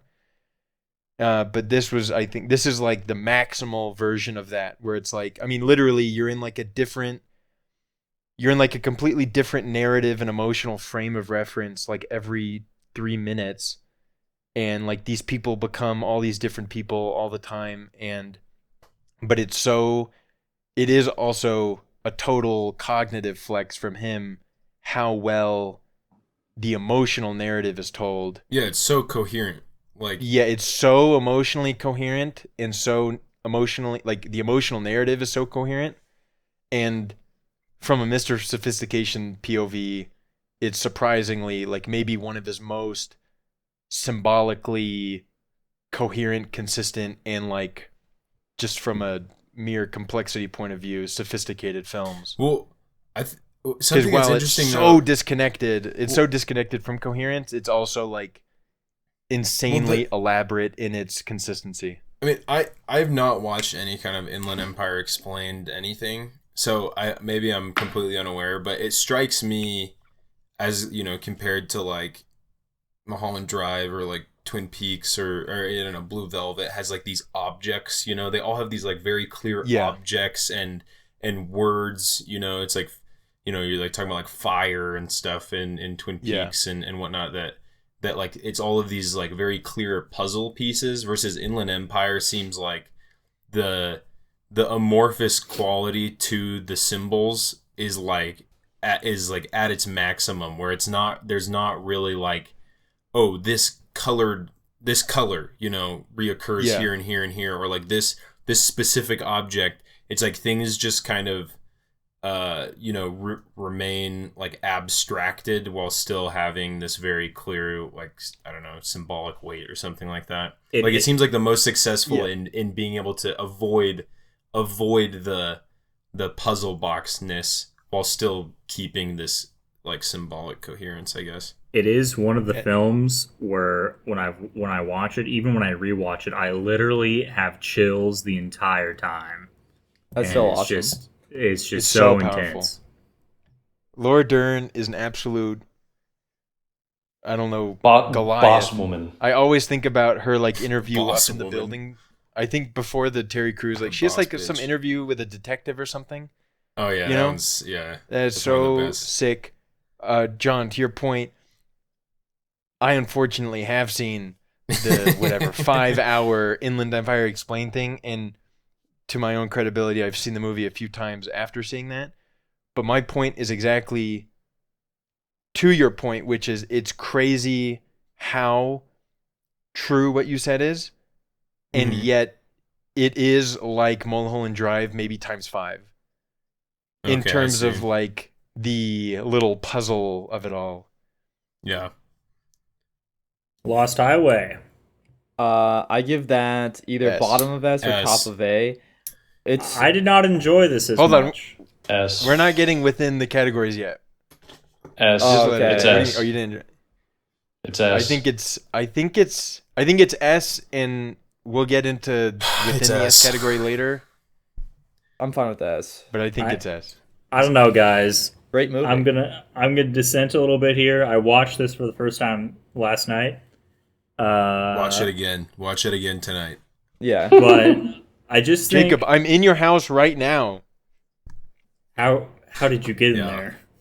I'm in your house right now. Yeah, I mean, pick up the phone. Go ahead, Jacob. Compared to the other films, I guess we can directly contrast this with Mulholland Drive, right? There you go. Yeah. Who the fuck are you? John brought a handheld camera and he's pointing it at us. And he's running at me right now. It's Holy so shit, good. holy shit, holy It's shit. So right. I don't know, guys. I just was not electrified by this to the extent that I usually am.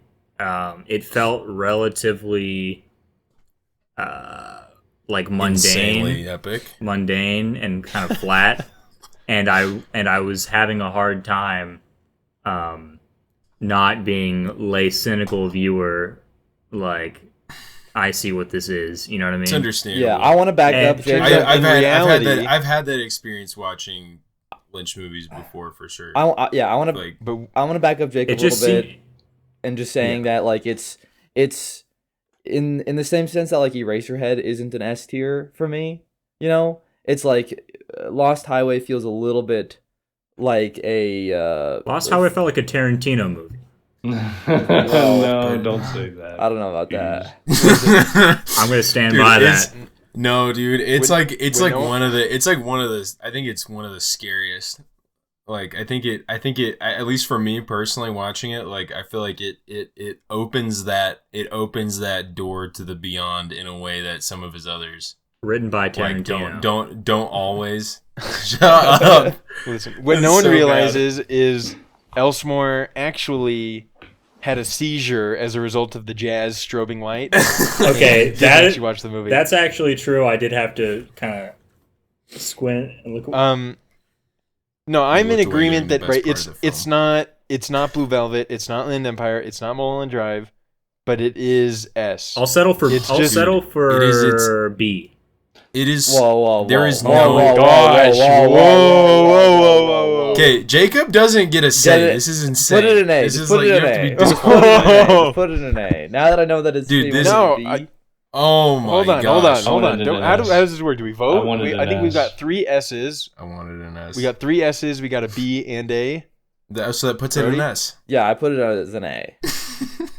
So that puts it in an S. Okay, all right, fine. S. I'm just I'm just a troglodyte.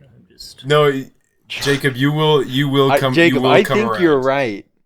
I almost Right don't about disagree what? with anything you're saying, It's other written than by the crazy Tarantino? Tarantino take. I mean, obviously, I'm kind of joking, but Yeah. It's not electric like I think it leans a some of these other lot items, into but the it's very noir, different. and there's very little Lynchian components, right? Wait, no, I think there's a Dude, lot. it has It's the so most. crazy. I think my favorite. I'm inside your house. My favorite thing about it is that it has maintained the Lynchian aspects while not falling into a lot of the more like very heavy-handed, contrived things that we've talked about before, which obviously can be good too. I mean, I have no problem with them. But in this one, it like again, even though there's a crossing over moment, I really felt like both realities are so real, even if there is this even if there's this difference. And and at no point did it like accuse me of like disliking a certain aspect, like, you know, don't be entertained in this world. Like at all times, I am so engrossed by the real situation of everything. I feel like it's an important progression within this whole idea of this line crossing idea that we've been talking about, where one world is not given more weight. There's like different kinds of artifice in both, and one like maybe is the one you return to, so maybe it feels like a little bit more like, oh, this is like the main one or something like that. But it's like it feels completely unmoored as far as like, oh, there's some kind of like, there's a world where we can explain it, you know? Yeah. And like, this is what it means. This is what these things mean for the real world or something like that, which is like, you can do that, which there's none of that. There's none of that. It's like, it's only within itself. It's all contained. Yeah. It's so good. I don't know, dude. Lost Highway is so good. I know how to get through you. I know how to get through you. It felt like a Goosebumps story. Oh my gosh! Stop talking. Elsewhere. I know what's gonna really get to you. Listen, let's get into I'm willing to be evil convinced. Evil versus goodness framing. Right. We need to combine. Right. What did this film do in the real world? How does this affect people? Combined with the purpose of a system is what the system does. Okay. This might be the only Lynch film that has literally saved American lives by bringing to the forefront of the American consciousness the extreme dangers of tailgating. And really putting that out there. I'm a huge IRL annoyance to my peers when it comes to tailgating. Oh, yeah. And maybe in some part due to this film, and I think I might have saved lives, so tailgating. I also think it has prevented a lot of husbands who can't perform from violently murdering their wife because they think somebody's filming them at all times. Yes. That's so true. Yes. Dude, I thought Troy was going to say the moral reality, the extreme goodness comes from the thing we can all resonate with, which is like, guess what, bucko? Your life is a movie, and it ain't a good one. You're being watched all the time. Fucking get over it, pussy. Ain't a good you better one. watch it yourself. Get over it, pussy. Make a good movie now. Dude, oh my gosh, I feel like that's like that. Well, that's like where the discussion of like I don't actually know if this actually relates to the whole crossing the line thing and like the quote unquote the real world and this like symbolic world, but it's like you have this extremely heavily symbolic world in both sides of the line, and then you have in the middle of it is this idea of like the documentation of this camera, of this like thing that like cannot be refuted as far as like what you do is what it is, the Ramstein. The Ramstein. It's honestly epic, though. The Ramstein. It's epic. So good. Yeah, it's so good. It broke my immersion. No, I loved it, and I think I loved it, and I also. I'm like, ain't no way he's putting motherfucking Rammstein and Marilyn Manson in this fucking. That's so good, though, dude. So perfect. It just it felt like a hack job. No, I love how it's telling you the surface is the real. There's no veneer. There's no like layered thing. The reality is there. The Rammstein is fucking right there. Rammstein is fucking insane. Take it seriously for a second. It's there. It's fucking insane. And like Marilyn Manson being a person. I mean, does Marilyn Manson come up in the film? I guess yeah. The song does. Yeah. No. He's in the porn. No, he's in that's the right. movie. Yeah, he's in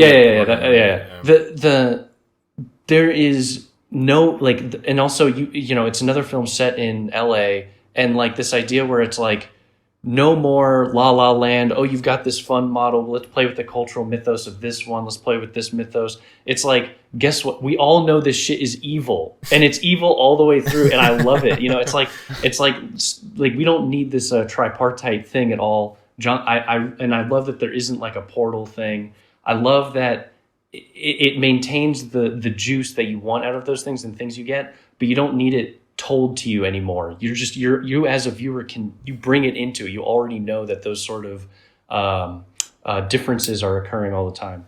And also just like, I mean, I think this is the right treatment of the LA idea. Like I prefer this one a lot over Mulholland Drive, but I also recognize Mulholland Drive. So I mean, I don't know if everyone would agree with this, but I love that LA is evil to its core, and like the people in it and the humanity, just everyone's so evil. But it's not like there aren't like the point isn't to give you this redemptive moment or something like that. So it lacks that sense of closure. But I think it is ultimately morally good in the sense of this movie thing, unironically. Like I really think the important thing is to like, this one really grapples with and forces you to continue persisting with the evil in ways that other ones oftentimes have this like moment where it's like, well, you know, it's evil, but you can maybe avoid it via these mechanisms, or like you have this thing.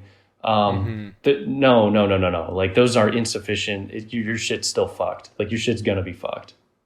Well, I think. Well, as far as I mean, okay, I completely agree that is the difference. But I think that the sincere like redemptive qualities, you know, that like people end up thinking it's like ironic, like at the end of Blue Velvet and stuff, but it definitely with the Robins, it definitely isn't. I think there's still like I think there's room for both, you know, as far as like it's like, because I don't think he's saying like, you know, but at the end of the day, it's just the Robins will come and it doesn't matter or something like that. You know, it's like it still remains a strange world. Yeah, well, they're mechanical Robins, right? So it's like integration. The mechanical Robins at the end are important because the Robins, it's not.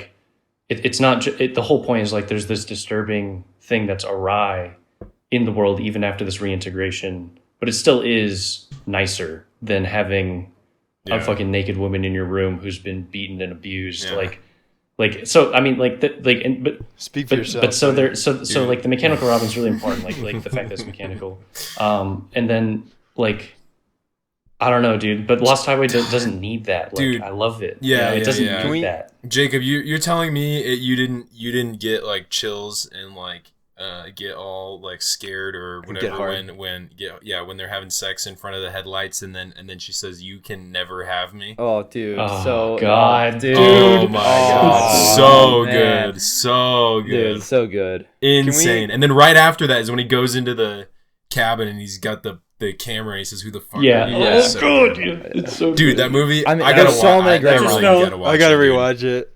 Can we name this grabbed. pod "David Lynch is Dead"?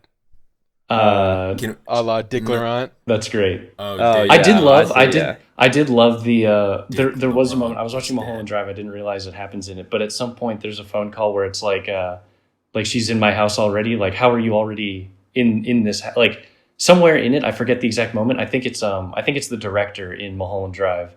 He's calling. He's like, "How could I be in my house already?" or something like that. And I just immediately was like, oh, okay, so he's doing this, the "how am I already in your house" thing. I didn't realize he had already like incorporated that via phone call, like a very similar thing. I'd have to bring up the exact scene, but that doesn't matter to me. It was just a fun little Easter egg in my mind. Yeah, Mulholland Drive. Yeah, wait, maybe David Lynch. Hold on, we're not done. Maybe David Lynch ... is dead, and then also Lost Highway. I mean, I just want to quickly reemphasize and agree with whoever said it. Like, what a powerful, simple, symbolic representation of evil as being a man who's filming your life. Like, it's like, and it's such a true psychic reality of like the very like, and it's not just like some man. It's like it's in the air, you know? It's this the reality of your life is being filmed, and that is the sense of evil. It's just and you so can't get awesome. away. You can't It's get such away. a powerfully pragmatically And you drive on that road, but you can't get away from it. You cannot remember things in your own way. Yeah, and that's another great thing. Yeah, you can't remember. That is really great. That is really I great. like to remember things my own way. Oh god, dude. It's so one of his most useful films. Dude. Oh my god. Most useful. I forgot about that line. I like to do things my own way. I totally forgot how awesome that line is. So I totally forgot. Yeah, I need to rewatch how awesome that Dude, line is. Lost Highway. Every time I watch it, there's just. It's not only is there always things that there's whole chunks of the movie I forget even happen every single time I watch it, and then there's also like all the lines and like moments I remember, like just the weight of them like does not go away. Mm-hmm. It does not. You don't ever just like kind of figure it out and go like, oh yeah, that's really good. Yeah. And then it is just so heavy. Yeah. Like I think fools fell for my trap by being the dissenting opinion on this film. I blossomed. I think it might have some of the best dialogue in Lynch films, other than maybe Blue Velvet. Oh, yeah. Other than maybe Blue Velvet. Agree. It has some of the best. It's like the perf, and I think it's because of this thing that you're talking about, where it's like it completely dispenses with this like idea of like artifice and real and stuff, and it just like it's like it allows the rules of how the dialogue and like how the characters speak are like dude, they're just they're not always being compared to some other normal thing or something, like the way people actually talk or something like that. It's also Mulholland Drive. It's also it is the most direct influence on Bolaño in 2666. If you recall the whole thing about Lalo Cura and the crazy cop and going to save the porn star from the Mexican drug house. Oh yeah. It is if you're reading that and you have Lost Highway in your mind, you're like, and then he mentions Lynch a couple times in the book. But of course he's drawing from other things, but it is very clearly like related in some way, you know. Dude, I gotta reread that. I always think that every time I think of it. Yeah. It's so okay. Good. Mulholland Drive is an S tier. Yeah, S tier. Yeah, most iconic David Lynch movie, most iconic scenes I think ever. Not just in David Lynch's filmography, but also just in like film history ever. Just so many scenes always just like stick out in my mind. The obvious one with the homeless guy in the back is so good. It's maybe one of the most like perfect capturing of what it's like. The whole setup for that scene is so what it's like. What it's like when you're at the diner explaining to your friend about how you had this dream and that there's this guy out back that has just what it is like, period. Just everything. Just what all of everything is like. It's what it's like. Also another one I think underrated is when she flies in and then you have that like dubbed over speech. I just thought it was just a really small detail that really like movie details. that just really encapsulates a certain feeling. Dude, it's really powerful. It kicks off exactly how like it sets the tone and mood and it like I feel like every time I watch it puts me as a viewer in the perfect position for the rest of her thing to like play out as like this, you know, Dorothy. Yeah, exactly. Sex scenes are awesome.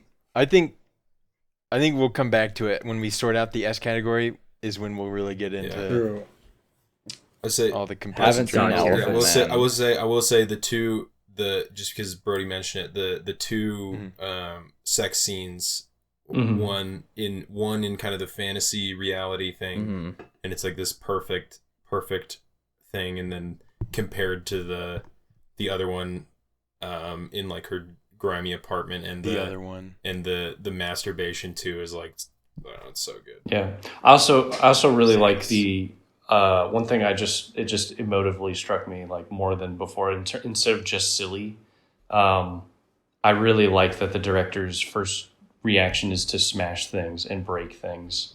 Yeah, like in both cases, but like both in the car he smashes, and then also the jewelry. His first thing is like take an object they like and smash it, because it really is like, you've smashed my object, my film. You've smashed my object, like the love or whatever, my contrived reality of this relationship. Like I smashed something of yours, There's something so funny about the fact that he has the golf club already. Yeah, as if it was like premeditated that he might need to smash them. And I really like that the director is accused as being part of the problem. Like he doesn't have some powerful virtue. As soon as his credit card line is stopped, he's like, I'm gonna cave. And so it's like the whole thing is like this valuation, like this object relatedness thing, where it's like, you destroy my object, yada yada yada. Well, I'm just going to do whatever I can to play my object up right. I'm gonna do what it takes to make my object good. At first, you're like, is this a guy going to be the artistic sense of moral clarity and virtue? Because it's kind of cool that he's smashing the car. It's like he's rebelling against the evil elite or something like that for artistic, individuality. No, it's but he's purely personal. Yeah, but then you realize that his sense of personal aspiration is also tainted by the LA system. Yeah, the LA system. I like the scene when they're in is a the club system. silencio and they're just bawling, crying, and Dude. it reminds me a lot of the And scene. you're like literally same. Yeah, I know, and reminds me of the scene from Inland Empire where the unnamed woman who Laura Dern frees at the end, she's like watching the bunny television program. And she's like crying. Anyway. Yeah. It's very similar. Mini stroke. I feel like if you brought those two frames like next to each other, they they are quite similar. I love Inland Empire. You're so right, Jacob. I haven't seen Elephant Man. Mulholland Drive. Has anybody audition scene alone is Has anyone seen Elephant Man? No. I've seen Elephant Man. No. It's my great shame. I don't know why. Elephant Man's great. We should, instead of talking about movie, we should talk about why we all haven't seen it. Talk about what? Should what? I said instead of talking about Elephant Man, we should all talk about why we haven't seen it, because it amazes me that I haven't, and for some reason there's a powerful force at play. It has some of the best. But all indications point to I should see it. It's pretty great. It definitely is like kind of, I think, a show of his. I mean, it's definitely, he's making a different kind of movie than he's normally trying to make. Like it falls into that category with like probably Dune and I imagine Straight Story too. John, you get free reign to place a I feel a little too powerful. This is not good. Let me think for a second. Okay, wait. Well, I want to say something. bad, I want to say 'cause I'm something up about next. Elephant Man. I think, and to Troy's point, why there's a force resisting it. So Troy's seen Straight Story, so he's already broken through this. But I guess speaking for myself, but I think there's I can universalize it somewhat, is like, when you're watching Lynch, you kind of want to watch canonical Lynch. Like there is something about like if we're gonna watch Lynch, I'm gonna watch Lynch, and this is a departure from his canon. And that's fair. You got a lot of movies you got to watch and a lot of directors you care about, and it's like, this feels like a departure, and it's not like I'm watching the director the same way as I watch his other things. Even if that's faulty, rationale, that's just what's going on. That being said, given that this tier list is, self-contained to it's like what we think is the best. I mean, I don't know. Honestly, it could be like bottom of B, or even C. But the thing is, this Dune thing is messing it up though, because Dune is so low that it makes C a lot lower than maybe like our range is actually compressed as far as like what's positive has to lean further and further towards the top. You know what I mean? I see. I see. Yeah, so it's like No, I think you just need to imagine Dune as being so god awful. It really it expands Yeah, the Dune scope. is like- it expands the scope of the Dune is actually a bad movie. I know. Like, That's what I'm saying. You're better off watching like the average whatever That's stuff. okay, but that's what I'm saying. Pretend Dune doesn't exist. The sliding scale of our tier list is suddenly see. compressed to being like everything on here is good. Where does it fall? And so I'm saying that's what's like. I'm struggling with the Elephant Man because I don't want to put it too close to Dune because Elephant Man's good. Yeah, like it would help like, if we had an F tier. You could put Dune at F, and then you could put Elephant Man. Yeah. E tier. Is that what you want? You want to put it below? I mean, I think it's fine. Just rank order. All right. If you think it's worse than my sentiment, which I haven't fucking seen the movie, but B seemed about right. Yeah, I think B. B is probably about right. It's like bottom. It seems right. It seems right. It seems right. I will say honestly, that's what I expect. I expect it to be a B. There's a song in Elephant Man I listen to like frequently. There's a part of the score. Is it when he's going some of the craziest music? Is it when the Elephant Man blows his trunk? It's when the Elephant Man gets it off. The Elephant Man is, I think, one of two. This is a fun fact. The Elephant Man is one of two Lynch films I think my mom has seen. Whoa. This What's the other one? Blue Velvet. Okay. All right, Troy, you get free reign. Here we go. Okay, I actually have things to say here, but I have to quickly interject just because it hasn't come up yet. Yada yada. David Foster Wallace, his life was changed by Blue Velvet, blah, blah, blah. Okay, that's Straight all? Story. I actually think there's an interesting thing to be said about Straight Story in comparison with The Elephant Man. Which you have not seen. I think the way Steven... Huh? Sorry, which is like... Which I haven't seen. No, but the way... the machinery behind why you haven't seen it. I think Steven's description of The Elephant Man and why he hasn't seen it and all this stuff about canonical Lynch and blah, blah, blah, is completely misapplied to the Straight Story. And I haven't seen The Elephant Man, but his description, I think, was spot on for Elephant Man. My estimation is that it's going to be good. It's going to be good. Lynch's voice is going to be significantly lowered in volume. And I'm going to see a good movie, but I'm not going to see a Lynch movie and... etc. The Straight Story is so not that.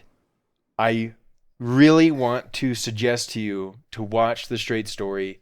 It is a Lynch film, absolutely. It's not a Lynch trope-filled movie, but I don't know. I want to like open your eyes. Lynch made a Disney film, and it's not even an old one, you know. He made a fairly recent Disney film. It is a Lynch film. It is awesome, and it is very nice. And it's you know what I mean? Like when you think Elephant Man, you think, okay, Lynch is going to make a kind of big budget movie with a big star, and he's actually going to tell a sort of tortured story. He's going to tell this difficult, emotional, moody, etc. Black and white. Is it black and white, right? And white. Black and white thing. Straight Story. Lynch is going to tell a nice Disney film story, you know? Like, I feel like the premise should bring to your mind something like Twin Peaks. Yeah, that's what I was going to ask. Like, he's in some type of vein of this type of thing. And I think there's a relationship there, but it's not Twin Peaks. But it does awesome. I really like it. It. It's like it is the goodness and sincerity that is in Twin Peaks, you know, outside of the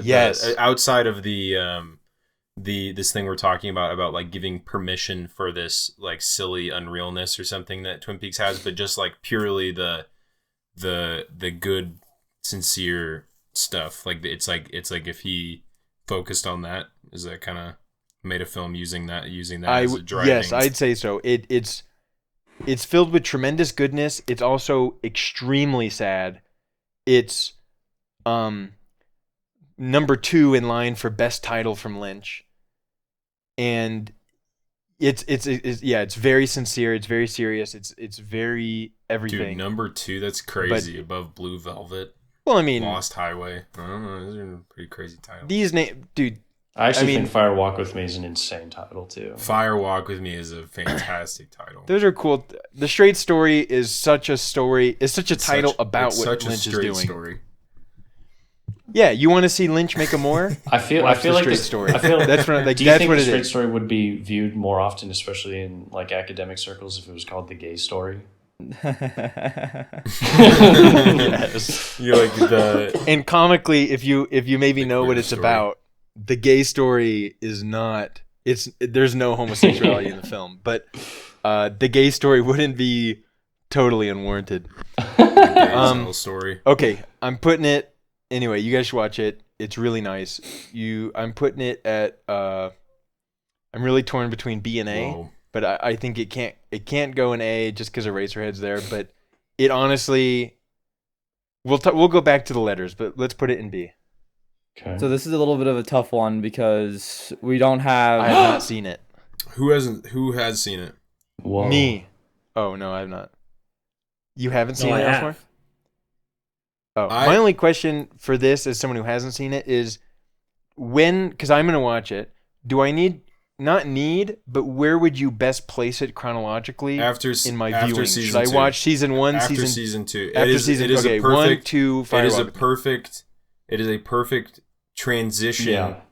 into the return. Yeah. It's like it I is see. it is the film that like it takes everything you've seen in season 1 and 2 and then it gives it its due outside of the soap opera the subject matter, like the murder, the death, Mhm. is given the stage of what a normal Lynch film is in order for it to kind of reach its full weight in like meaning and everything to then. But it is self-contained, right? Well, I mean, it is, but it isn't. I mean, it Like, is, plays but it's on like- you. It plays on you wanting to. You have to have you. It only works after you've seen the first 2 seasons in terms of what it's trying to do.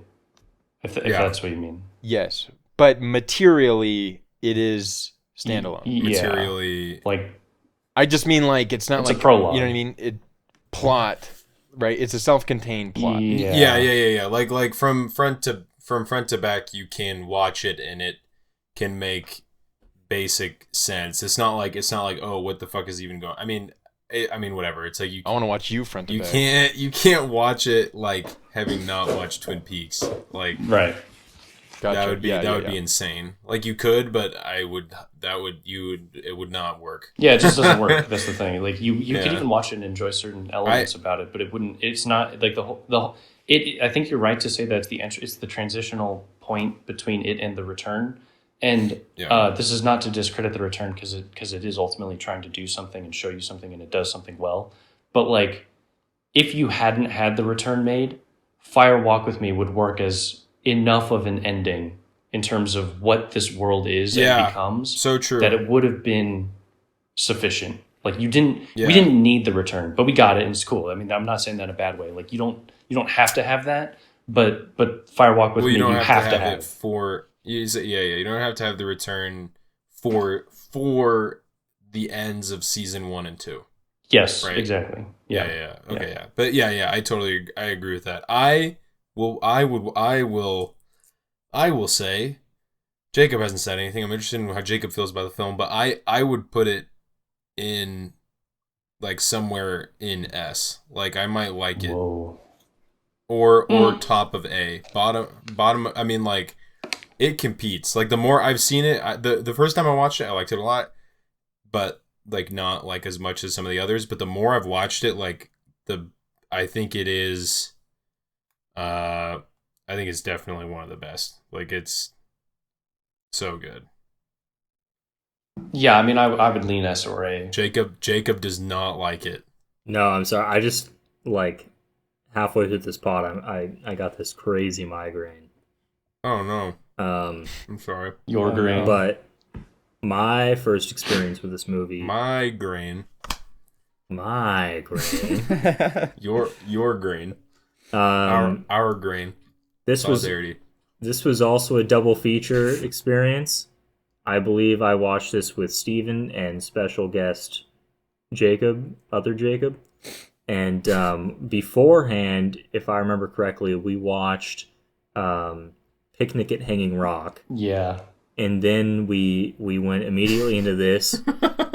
It was... That's crazy. That's crazy. It was a hot summer night. I think we were all drinking. And it was about 2 a.m. when we watched this.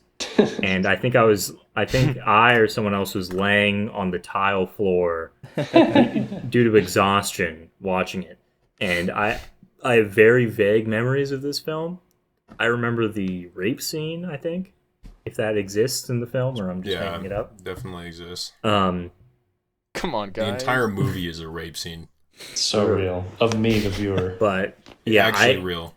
I don't think I can put a score on it because I just don't remember, and I'm not connected to the Twin Peaks lore. Yeah, you haven't seen season 1 and 2, so you went straight into this, which is kind of crazy. Yeah, that's insane. That's insane. Yeah, that's crazy. I remember when we were watching it late at night, we got really uncomfortable at one point because the screams were so loud. Yeah. and it was like, dude, I feel bad for the neighbors. Like, you couldn't, because you can't even balance the audio because the screams are meant to be so shrill they destroy you as the viewer, right? So it's like you can't fix that. And watching it at 2 a.m. was just being, I don't know, we just felt very uncomfortable. We're watching this insane movie. We're exhausted. It's 2 a.m.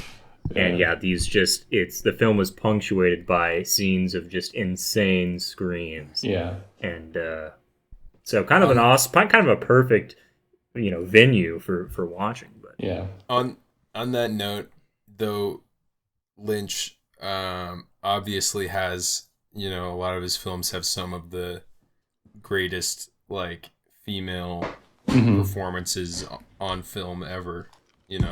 I think Laura Palmer's performance. Laura Palmer's performance. I forget her name.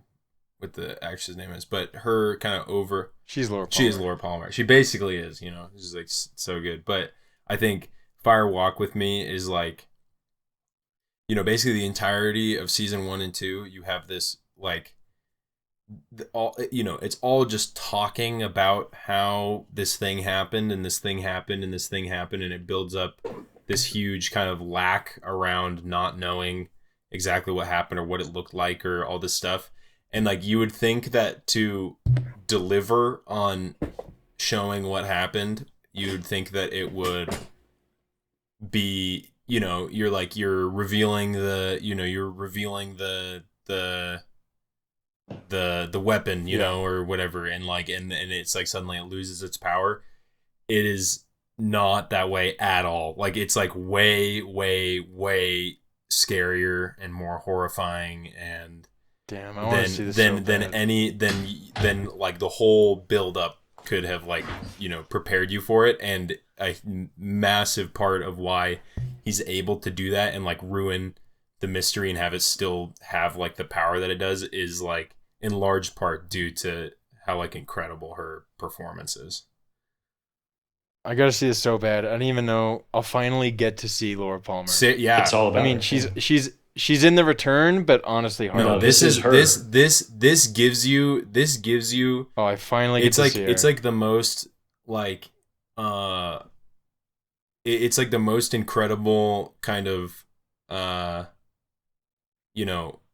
range of like the insanity and like sympathy and like the degree to which she's like, I mean, I don't know. It's like it makes The Return like having watched this makes The Return and her kind of like almost like sacred status in The Return and like this like it is, that's a huge part. Another part why this is a perfect transition into The Return is because it gives her that status.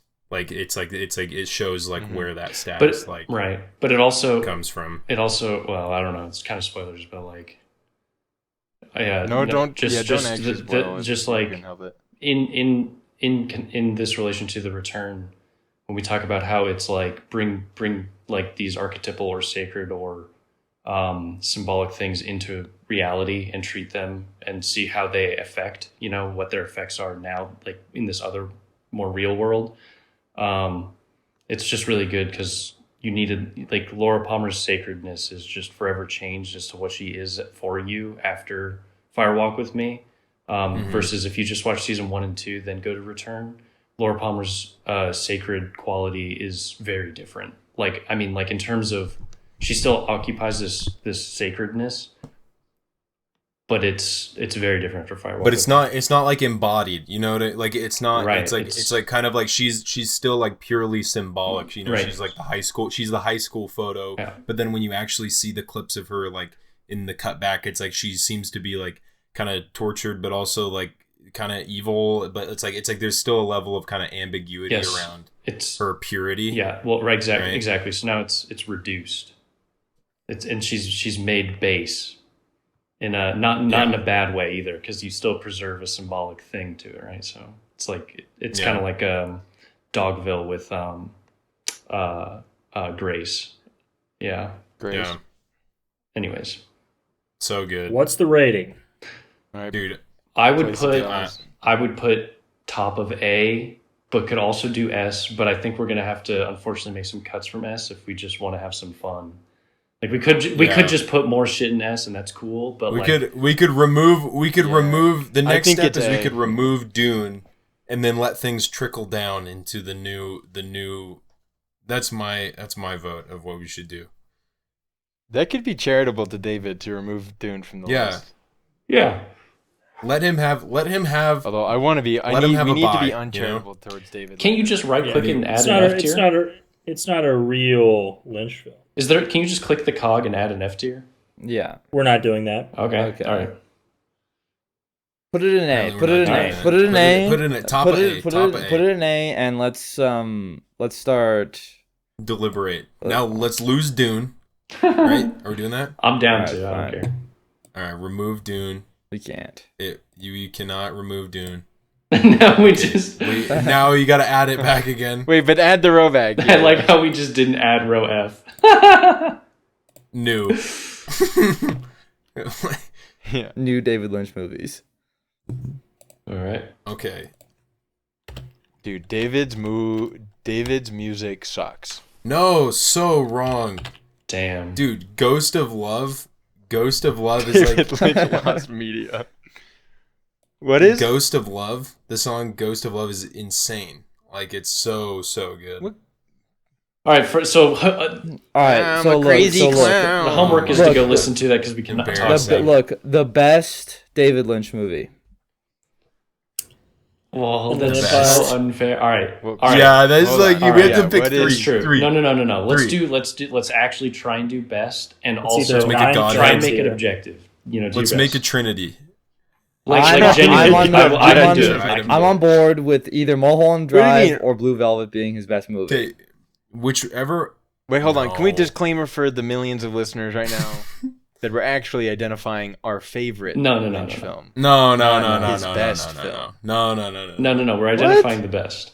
We're identifying. We're The identifying. viewers need to know what to watch. I don't know. You can identify your favorite, but your Okay. opinion Which will be one? included by the board of objectivity. Which one fulfills its internal law best? Which one fulfills its Inland internal Empire. law best? The internal Inland law. Empire The clears. straight story. No. Hey, Inland Empire clears, no contest. I Everything else. think Inland Empire does serve as. I mean, it is an example of like Hold on. a lot of what his overall project like is and what he's trying to progress towards, as we show like with the progression between Mulholland Drive and Lost Highway and whatnot. It does go the furthest and is incredibly successful at going the farthest into this this world of abstraction and whatnot. So it's like what do you think he would think? What do you think? Hold on. I got to push back against this sense of I'm going to propose what the best is, and not necessarily through like colloquial argument, but rather through an argument for what I mean by the best. This needs to be done away with. We need to colloquialize this. I think enterprise. we all know what we mean. when we say No, because I'm you're just saying kidding. I Yeah. think I have to go with Inland Empire because I know. it is the most I mean, Lynchian, I or was it just, goes the furthest and it's most no, successful. listen, and blah, blah, I'm blah. Like these are not reasons why. No, you know what I'm I saying? know, I know what you're saying. We need to reframe. I know what you're saying, and what I am frame will be trying the to end of find a frame by saying the points for how it could be up there, and then you're supposed to respond and be like, well, no, I actually like this other metric better, and it would place this one. No, and then that, we I'm we saying will arrive. we we need will to arrive completely at get an out agreed of. upon thing by trying these different No. metrics. You want to define it in the abstract? I think. Yeah, I'm saying we need to move away from any discussion of metric, and we need to get back to a reality Vibes-based. of I'm gonna make an estimation, and we're gonna keep like what it is to be the best needs to be understood no further than that, no further than the word best, and we can just colloquialize the discussion. I see. I say Inland Empire because of this scene, but dude, Lost Highway, I prefer to remember things my way. Oh, you're so right. Okay, yeah, I that's don't. fair. I think, objectively speaking, we cannot consider Mulholland Drive for contention as best. I agree. Well, hold Don't use on. the audition scene. No. What do you? No, I can hold offer on. something else, or I can back real up. a real Yeah, conversation I can is offer happening. more, or I can Huh? just let it rest and let you deal. No, I with like it. that. No, this is exactly what we need. This is exactly what we need. I think I disagree. Okay. Period. I think of the four, if I had to lose one, it'd be Lost Highway. That's facts. No, Oh, no, God, Jacob disagree. is Now- not allowed to have an opinion. Wait, no, actually, On no. the Lost Highway. I take it back. Well, everything pains me to say they are so bona fide S tier, etc. But I think of the four, the one that must be removed is Inland I Empire. agree. Oh my betrayal. I agree. Inland Empire actually is the only one that I cannot fathom being the I best agree. Lynch film. No. If we're playing this game, This is not how it was supposed to go. Well, can we just do a quick vibe check on if we all kind of feel the same as like what would be the top two or yeah. something, you know? I think don't know. I think This is too hard. Blue Velvet, I think no matter what will be in contention. Yeah. I haven't seen Inland Empire, so I'm a I little bit like lost Inland here. Empire and Mulholland Drive as top two. Talk to a. Is talk to a. I like talk to Mulholland him. Drive and Blue Velvet. I think Lost Highway and Blue Velvet. I like all of them. Dude, I honestly like I have a hard time picking, like, cause the way that I like them is so different, you know. Yes. Like that's why they're so good, is that every single one is so. It's so funny because we started the podcast by talking about how like every movie's made is kind of the same movie, but at the same time, all of these movies are so their own thing, and you enjoy them all as their own. They're thing. all different sides of a eight-dimensional coin. So this is not what should bar it from being the top Mulholland Drive, but it is fun to think about and then maybe transfer the general idea to other ones. I'm not sure how well it'll work transferring them, but like Mulholland Drive is, like, we all know the backstory. Like, it was meant to be a TV series, then it gets edited to be a film. Like, there is an element to Mulholland Drive where I really feel like it could have been. It didn't live up to what it could have been, which doesn't mean it wasn't incredibly good. It's like there's just this constant sense of like, had something else happened in the production, it could have maximized its things, you know? Yeah, it does have a certain quality of like being about more than it has the yes, exactly. the runtime to exactly explore fully. Yeah.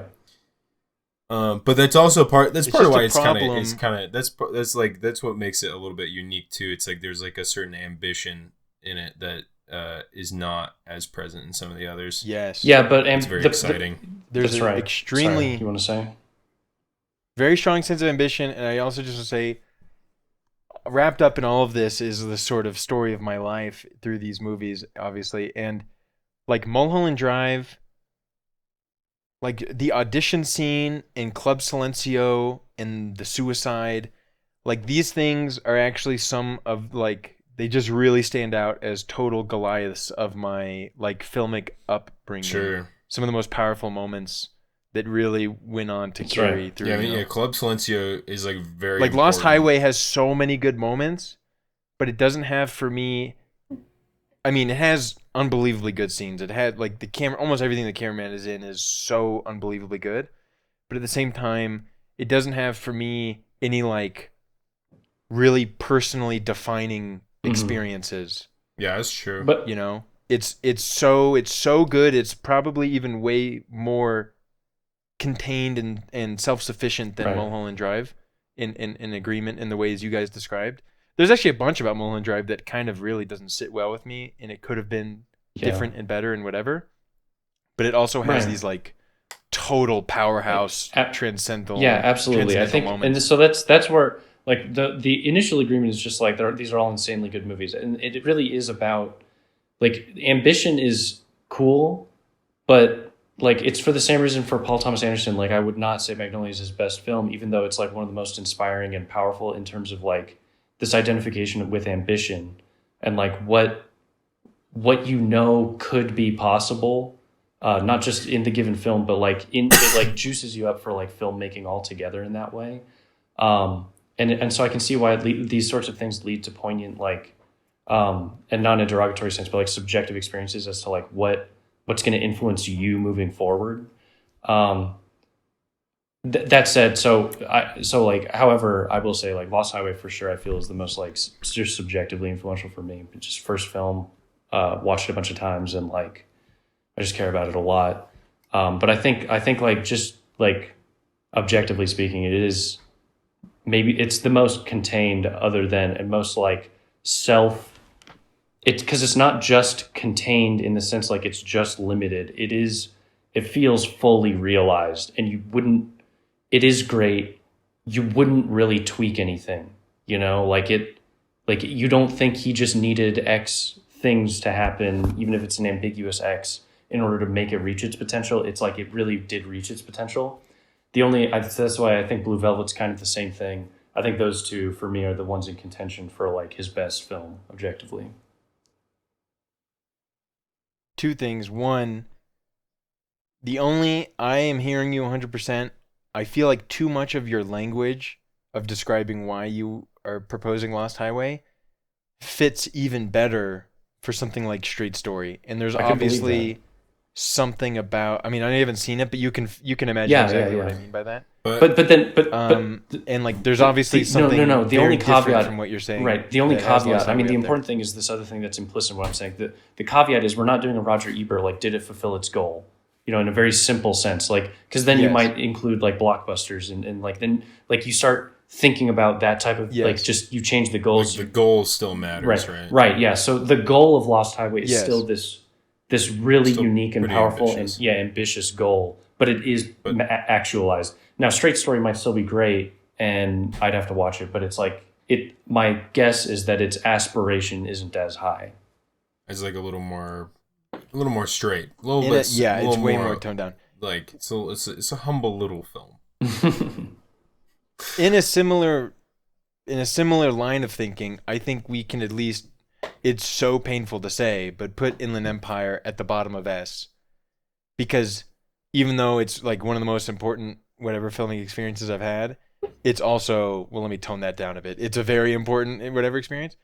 It's also kind of the least functioning film, and like in the important ways in which you think about what is a film and like the sort of object of it all.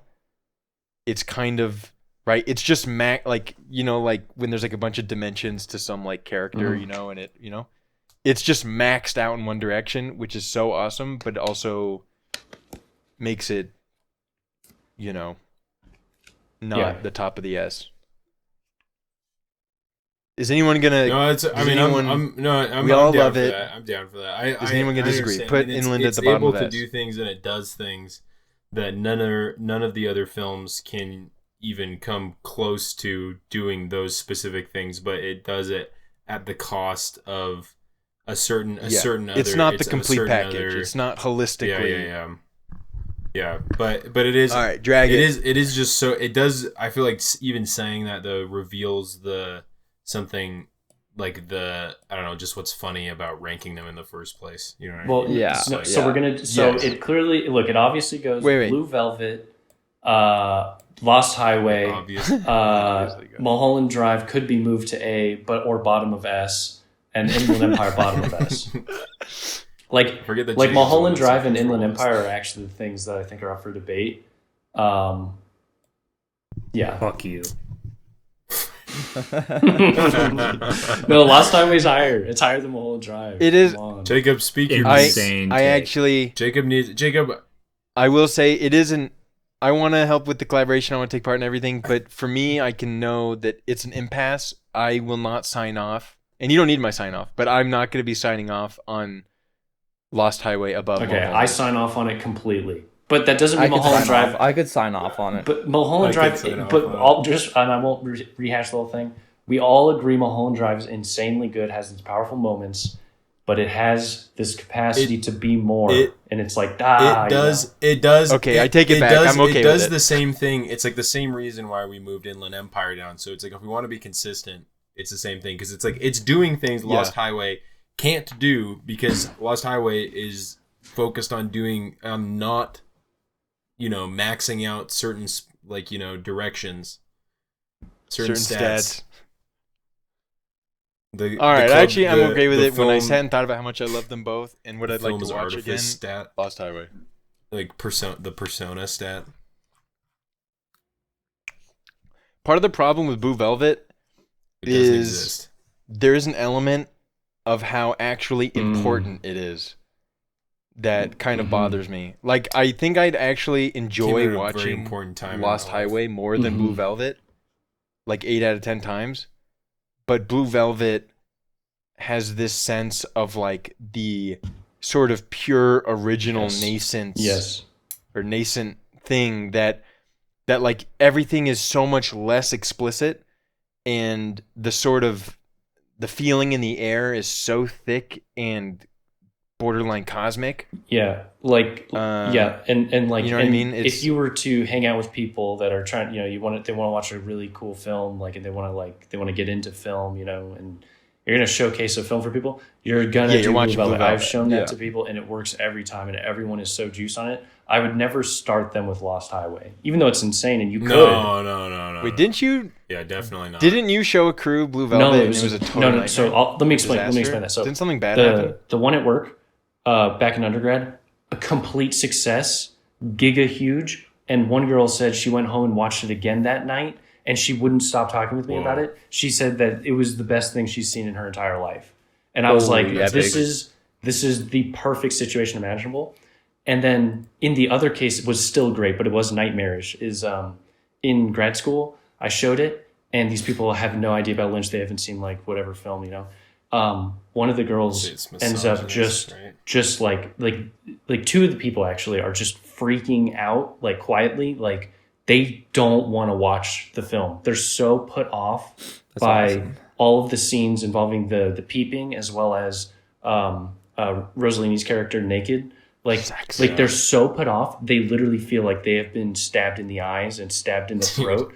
And afterwards, like I got personally talked to like one-on-one from one of the people that was like, yeah, Nosh, like we weren't ready for that. Like we need trigger warnings. We couldn't, that was not good for us right there.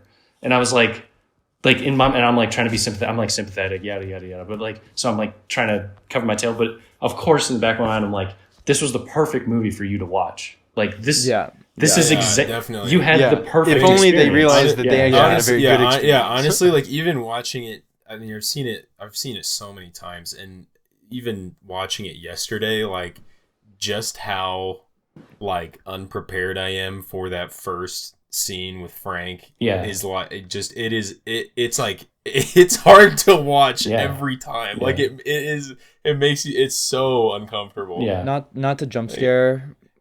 Is that the baby one? Yeah. Baby wanna fuck. Not to jump scare everybody, but the ranking of every Lynch film is awesome. At some point, I do want to leave time for how we feel about Lynch in like the grand scheme of like directors and auteurs. Yeah. In general. Honestly, I mean, I'd be down to just start how he sort of ranks within us within that kind of thing. Yeah. Agree. That's a great idea. And I have a prepared statement. If you want to, Fantastic. If you want to Let's do it. Wait. Hold one moment. I'm done. Yes, but one moment for the viewers, for the listeners. We've got as David Lynch's best. We've got Blue Velvet, Lost Highway, Mulholland Drive, Inland Empire in that order. In S tier. And then after that, we have Fire Walk With Me and Eraserhead in that order in A tier. Then after that, we have, what the hell is that? Wild at Heart, Elephant Man, and A Straight Story. In B tier. I want Straight Story put above. I believe it, and you have executive control. Yeah. And then we have Dune. That's a mulligan for all Lynch head. That's a Dune's mulligan. Dune's a mulligan. You get one. Yeah, we all get one $50 mulligan. million We all get one mulligan. Yeah. So it's like a 40 mil mulligan. Okay, so my prepared statement. Here's the thing: is David Lynch is the first time I've ever experienced, as I've noted in the beginning of this pod, that this is the something a little bit different, something not like a normal movie. And not like those normal girls. He's not like other girls. And David Lynch as a person ranks really, really high for me because of one simple reason: I'm a patriot. This is he's an American director, and he has and it feels distinctly American. We in this pod talk a lot about foreign films and foreign directors, but few people have the capacity like David Lynch does to have things feel distinctly Americana and have things speak to sort of an American experience. And not only am I a full-blown patriot, and that's another reason why I like him, but I'm also a born in Los Angeles person. Okay, Yeah. And that's another thing. So David Lynch wasn't born in LA, but a lot of it is LA focused, and I think that's very, very important to his filmography because it takes place in the context, of the cornucopia of Los Angeles films. Okay, and that's very, very, very important to contextualizing and understanding all of his movies. And I, for one, happen to like LA and hate LA for what I think the same reason. I think David Lynch would really get along in talking about Los Angeles. Yeah, and definitely. it's beautiful. Yeah. Like I talk about it all the time about how LA is so beautifully fake. How it's a disgusting town that is like full of glitz and glamour and evil, and it kind of wears it on its sleeve in a sort of it wears it on its sleeve in a covert way. If that makes any sense. Like it's nobody has done anything like Lynch has done, and his influence in the sphere of filmmaking is honestly something that you actually don't see much like David Lynch influence, at least in my mind, in the way that like Tarantino has, or fucking even goddamn like Wes Anderson has, like he really did carve and operate in his own lane and has remained there throughout the entirety of his career, and will be missed. Period. Yeah, period. I think the observation about the lack of David Lynch influence in film, broadly speaking, is, to me, very astute and true, and does speak to the quality of his work, or rather, inimitable. The distinction. Inimitable. Huh? Can't imitate it. Yeah. Inimitable. His inimitable nature.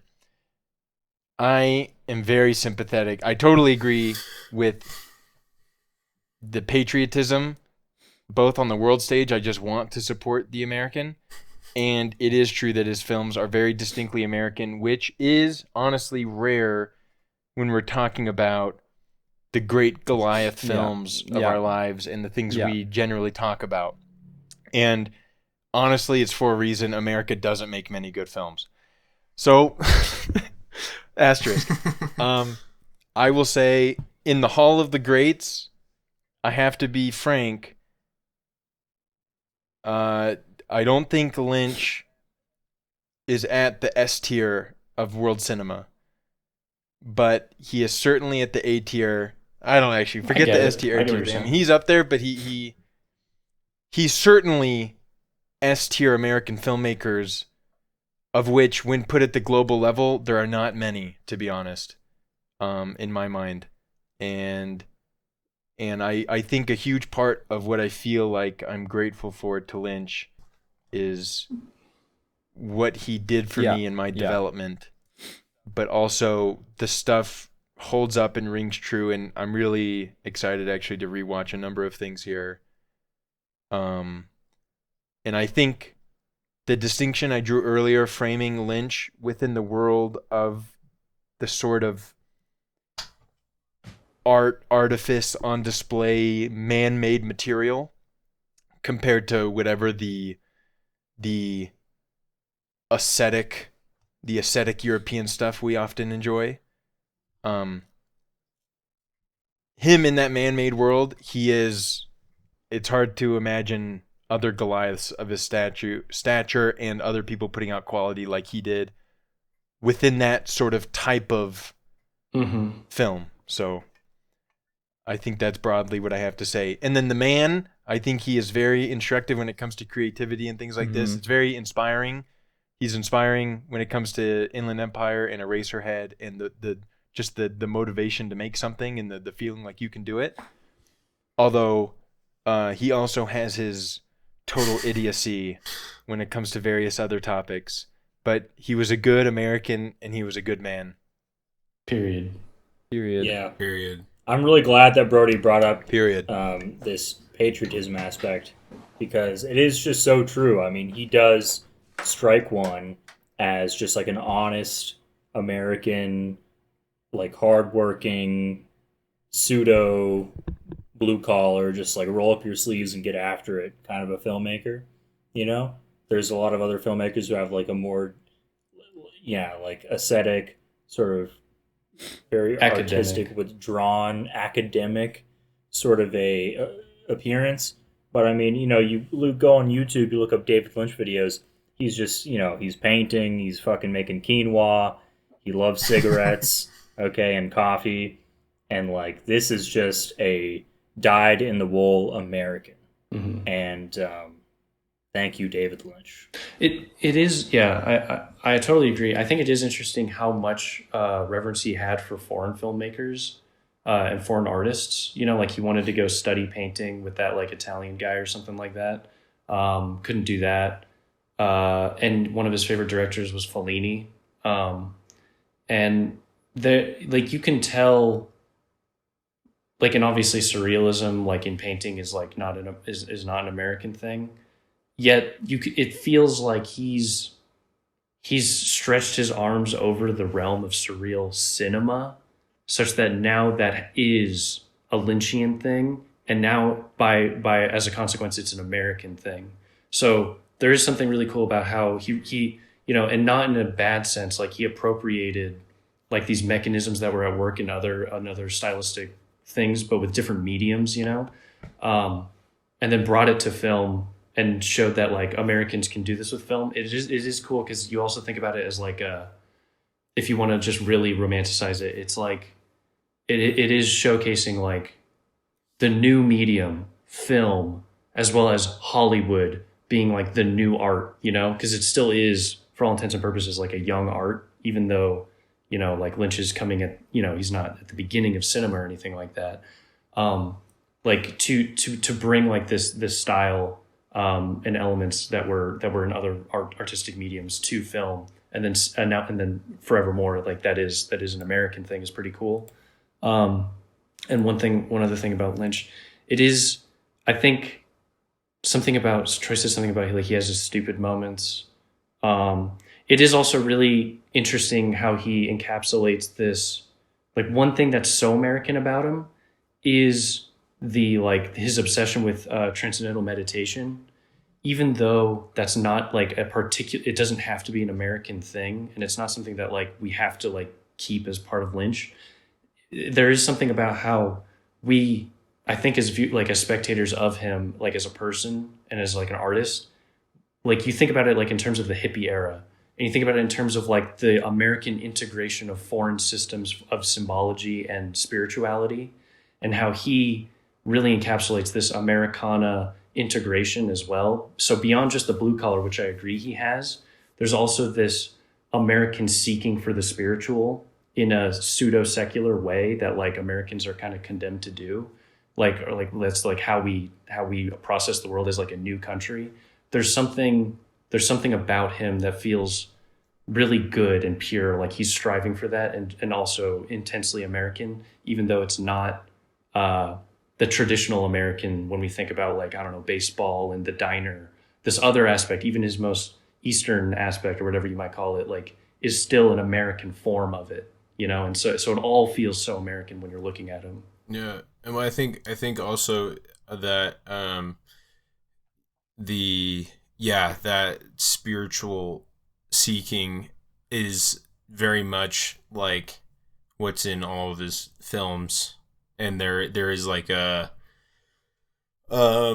very sincere like grasping for the things that he, I mean, he's really putting to screen things that like are true and real and a part of like the beyond, and trying to map that out. And I think that there's like I think for me personally, like a huge part of like how like why I think he's really important is that he's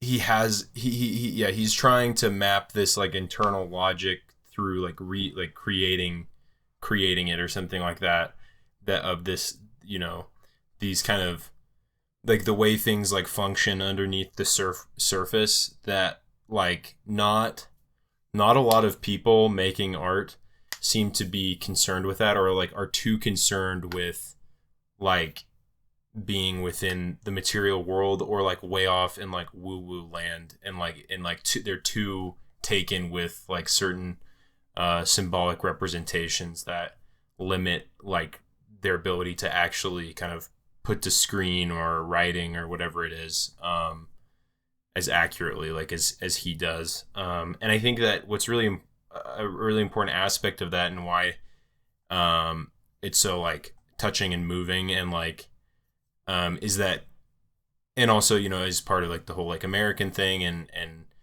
just like what makes I think his kind of life project so inspirational is that he is completely unflinching in representing like the evil and dark part of not just like culturally like with like LA and stuff, but also like how this then is both like metaphorical and also like just literal of how this is like inside everybody. But he's totally not like a cynic as well, and he's also not, I don't think he's like a reactionary like optimist or something. It's not like he's like faced with the evil and then just reacts in the opposite direction and says, well, of course it necessitates that there's this level of good. There's like just such a believability of like both ends of the spectrum in the way that he portrays it. I think Fire Walk with Me specifically might be one of the best representations of this like kind of juxtaposition of like the two ends of the spectrum.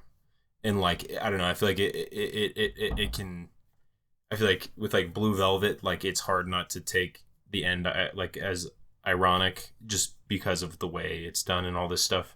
But like Fire Walk with Me is like probably the best representation of this, these two things overlapping. But anyways, I also just wanted to say like the, when I was like, I was at work when like I saw that he had died, and like I don't think I've ever been like affected emotionally, like on a personal level, of like somebody like famous or like an artist that I like dying.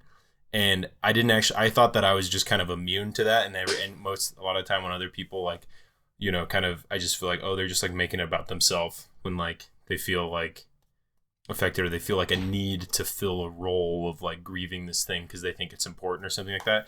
But I was just like completely, I don't know, I was really just, it kind of just took me out of my day.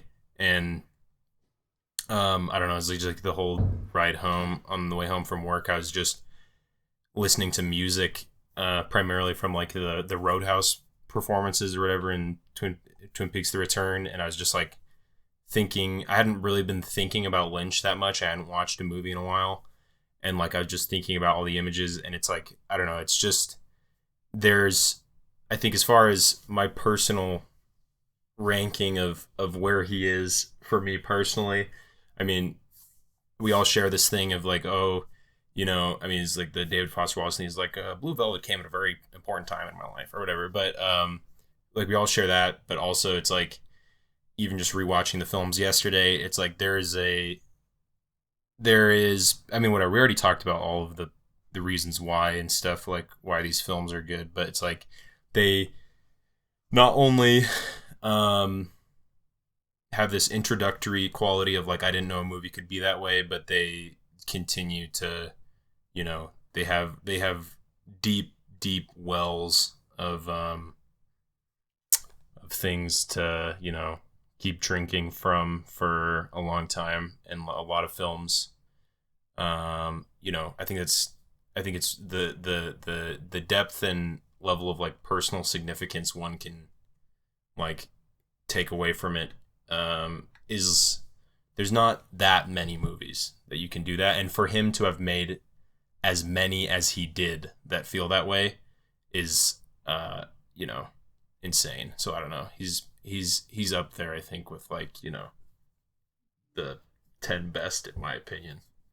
Yeah, he ranks really like, so I'm like putting him like personally, like and my relationship with David Lynch is very personal in this sense, only because just who he is like a person, so for me he's like, a top 3 guy at least, he's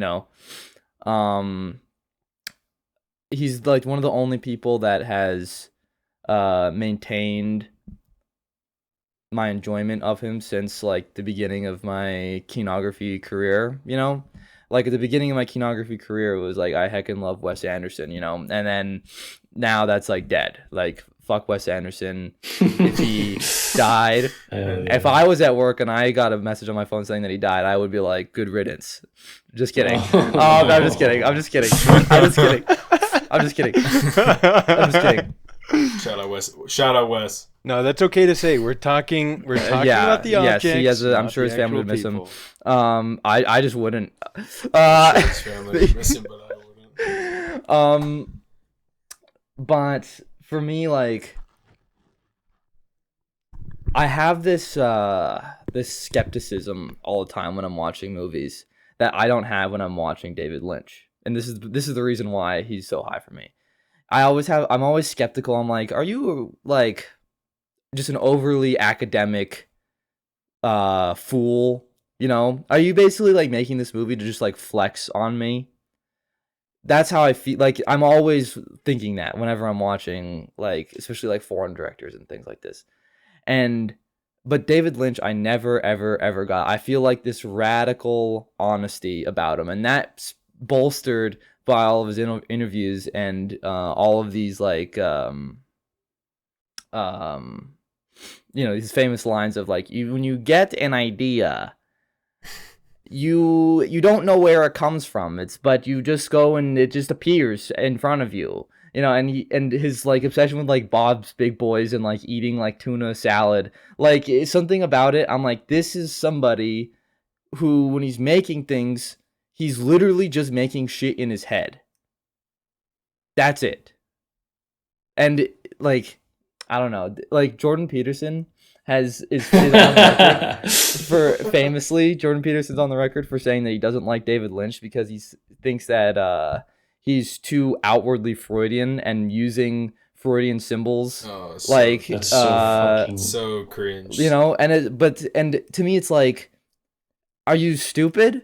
If it feels obvious that he's using these symbols, just listen to the man speak. Watch the movie. The symbols are obvious, and like in the way that and that he's like using, you know, sort of a dreamlike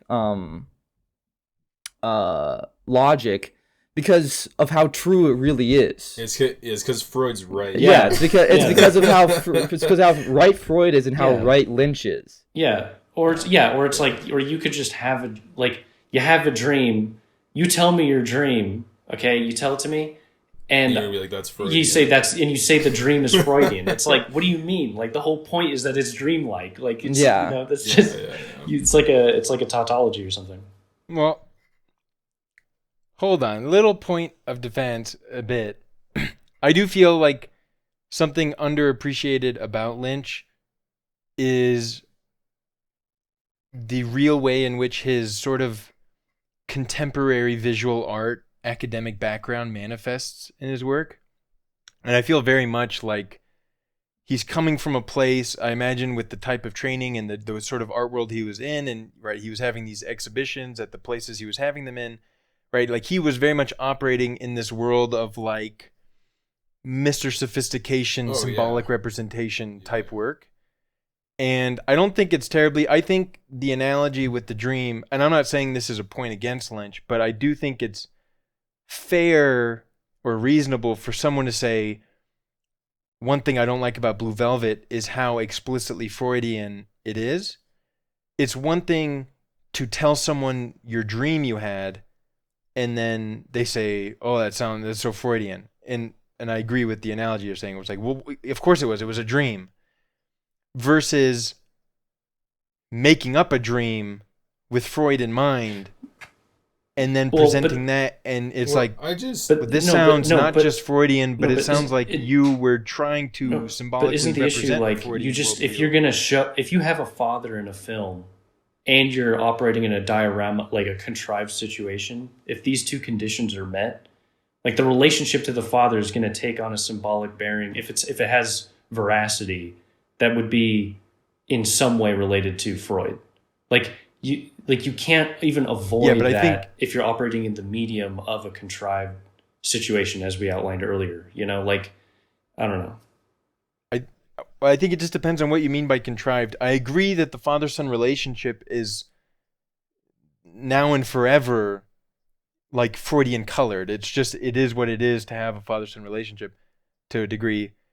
But I'm saying there's a difference between, you know, we imagine the aesthetic, right? If you just imagine some aesthetic film that does just god-tier job at presenting a very real father and son relationship, say Les Filles, right?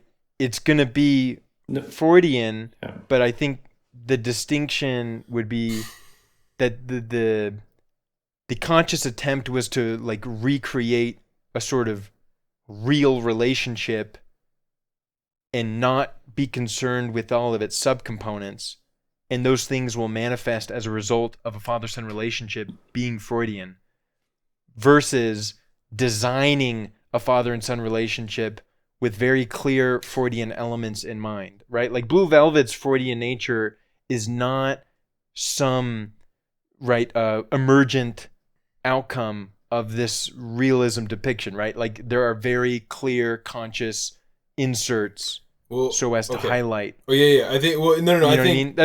I'm not saying there's anything wrong with that. I'm just saying it's happening. An important. I think that last part about it not being emergent is important because I think that it just is riding a certain line where it's like, you know, of course, I do agree that it is often far too emphasized how, you know, what he's making is just like completely out of thin air, like that the intention is purely emotive and you know, he certainly, you know, it's like the guy is aware of Freud. like you know, but explicit references. The point is that like the reason why it ends up being so Freudian is like, you know, I mean, look, I might be wrong, but it's like I think it's like, you know, he has Frank and he comes up with this idea with Frank. He does not have to be thinking about Freud or considering Freud or be modeling anything off of like a Freudian view of the father-son relationship to arrive at Frank and also have Freud arrive at Frank. You know what I mean? Like, yeah, I mean, we'd have to point out like just how explicit Yes. we're talking about the intentionality and like the intentional placement of Freudian symbolism. Because like, a big thing, like, well, I mean, this other comment that I think really matters that I'll make is like a Freudian reading of these things is not sufficient. No one asks for that, and yet academia will pump that kind of thing out. Like, you don't need a Freudian reading of the Lynch film in order for its symbols to make sense to you. And also, a Freudian reduction would not even service it totally. Like you can, just because there's a dynamic that seems Freudian and which could have either both an interplay of conscious and unconscious elements referencing Freud or pulling from Freud, doesn't mean that the film can ever be reduced to that. And I think there isn't a single one of his films that you could reduce to a Freudian reading. So when we talk about like it's packed in with Freudian imagery, I feel like just you're talking about psychosexual relationships between people, and you're doing it in a this is what I meant by the contrived thing. So I agree, Lefi avoids this to some degree, and so you could do some work and like find the Freudian relationship as it emerges, and then tell you about it. But it's like when you wear it on its sleeve so totally, like Lynch is doing, it's not even it. That isn't the subject matter. It's just that's the vehicle for the story, which is the subject matter. You know. Mm. Yes, and it comes out of the story naturally because it's right. That's real. My only point, this isn't a critique or anything. My only point, and forget Peterson. I'm sure he has very bad ideas about movies. But if someone were to say, "I don't like Blue Velvet because it seems like too Freud conscious or something," forget even what their take is. I'm only trying to grant credence to the fact that there's a clear observational difference in the way that those types of things are approached, say in Blue Velvet versus Lafise. Like someone, it's not like the person's it's not like they're totally lost on what they're observing, right? They might have the bad take or the bad description or the bad whatever, but like there's absolutely something materially there that justifies some form of distinction. I think I understand what you're saying, and I think the only issue is like we're talking about the medium through which a story is being told, and the medium in this case it would be like vehicles of Freudian relevance versus like you could it would be annoying to say Lefi is not good because it's obsessed with the bourgeois subjectivity of French men. Like yes, that's there might be a way in which that's the vehicle it's indebted to, but it's just to critique something for the vehicle that it's using is just like it's like a non-starter. It's like you didn't So it doesn't tell the story at all. To do with the Freudian critique of the Freudian thing. It is so weird that Lafise was like one of the first movies we watched. What was the first episode about? It was Lefi, yeah. That's so awesome. We haven't gone that deep since. All right, guys. Yeah. Good pod. It's been a long pod. It was a long pod. I'm gonna go to a diner. All right. So all right, rank David Lynch out of 5. 5 out of 5. 5 stars. Boom. I was doing David Lynch, but I could do 5.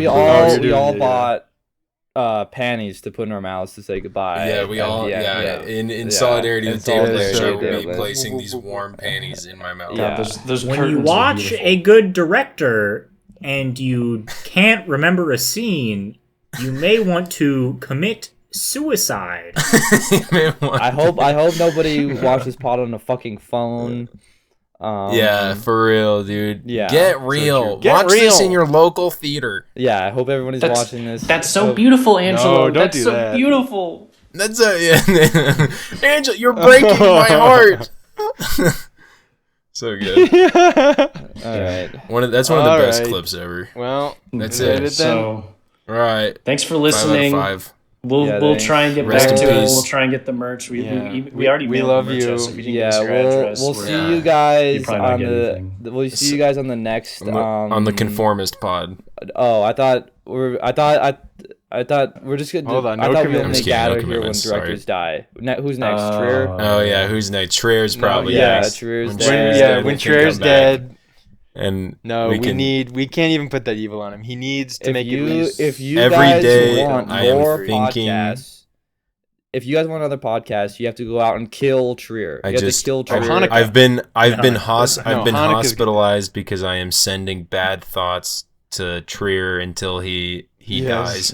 And No, remember- no. Hanukkah's Hanukkah's next. dying Remember- next, and he's already done. remember that Hanukkah's done, you can and he's preserve next. the director you love's life by just watching their movies more. And so long as their movie is constantly real. being streamed, they'll True. live forever. That's Yeah, as soon as everyone as True. no one is watching a David Lynch film, You guys killed him. when that moment, then he dies. It's kind of like You guys Nosferatu. killed him. It's Hold on, I haven't seen. Bye. All right, Bye. well, bye bye. Bye. Bye. Bye. Bye.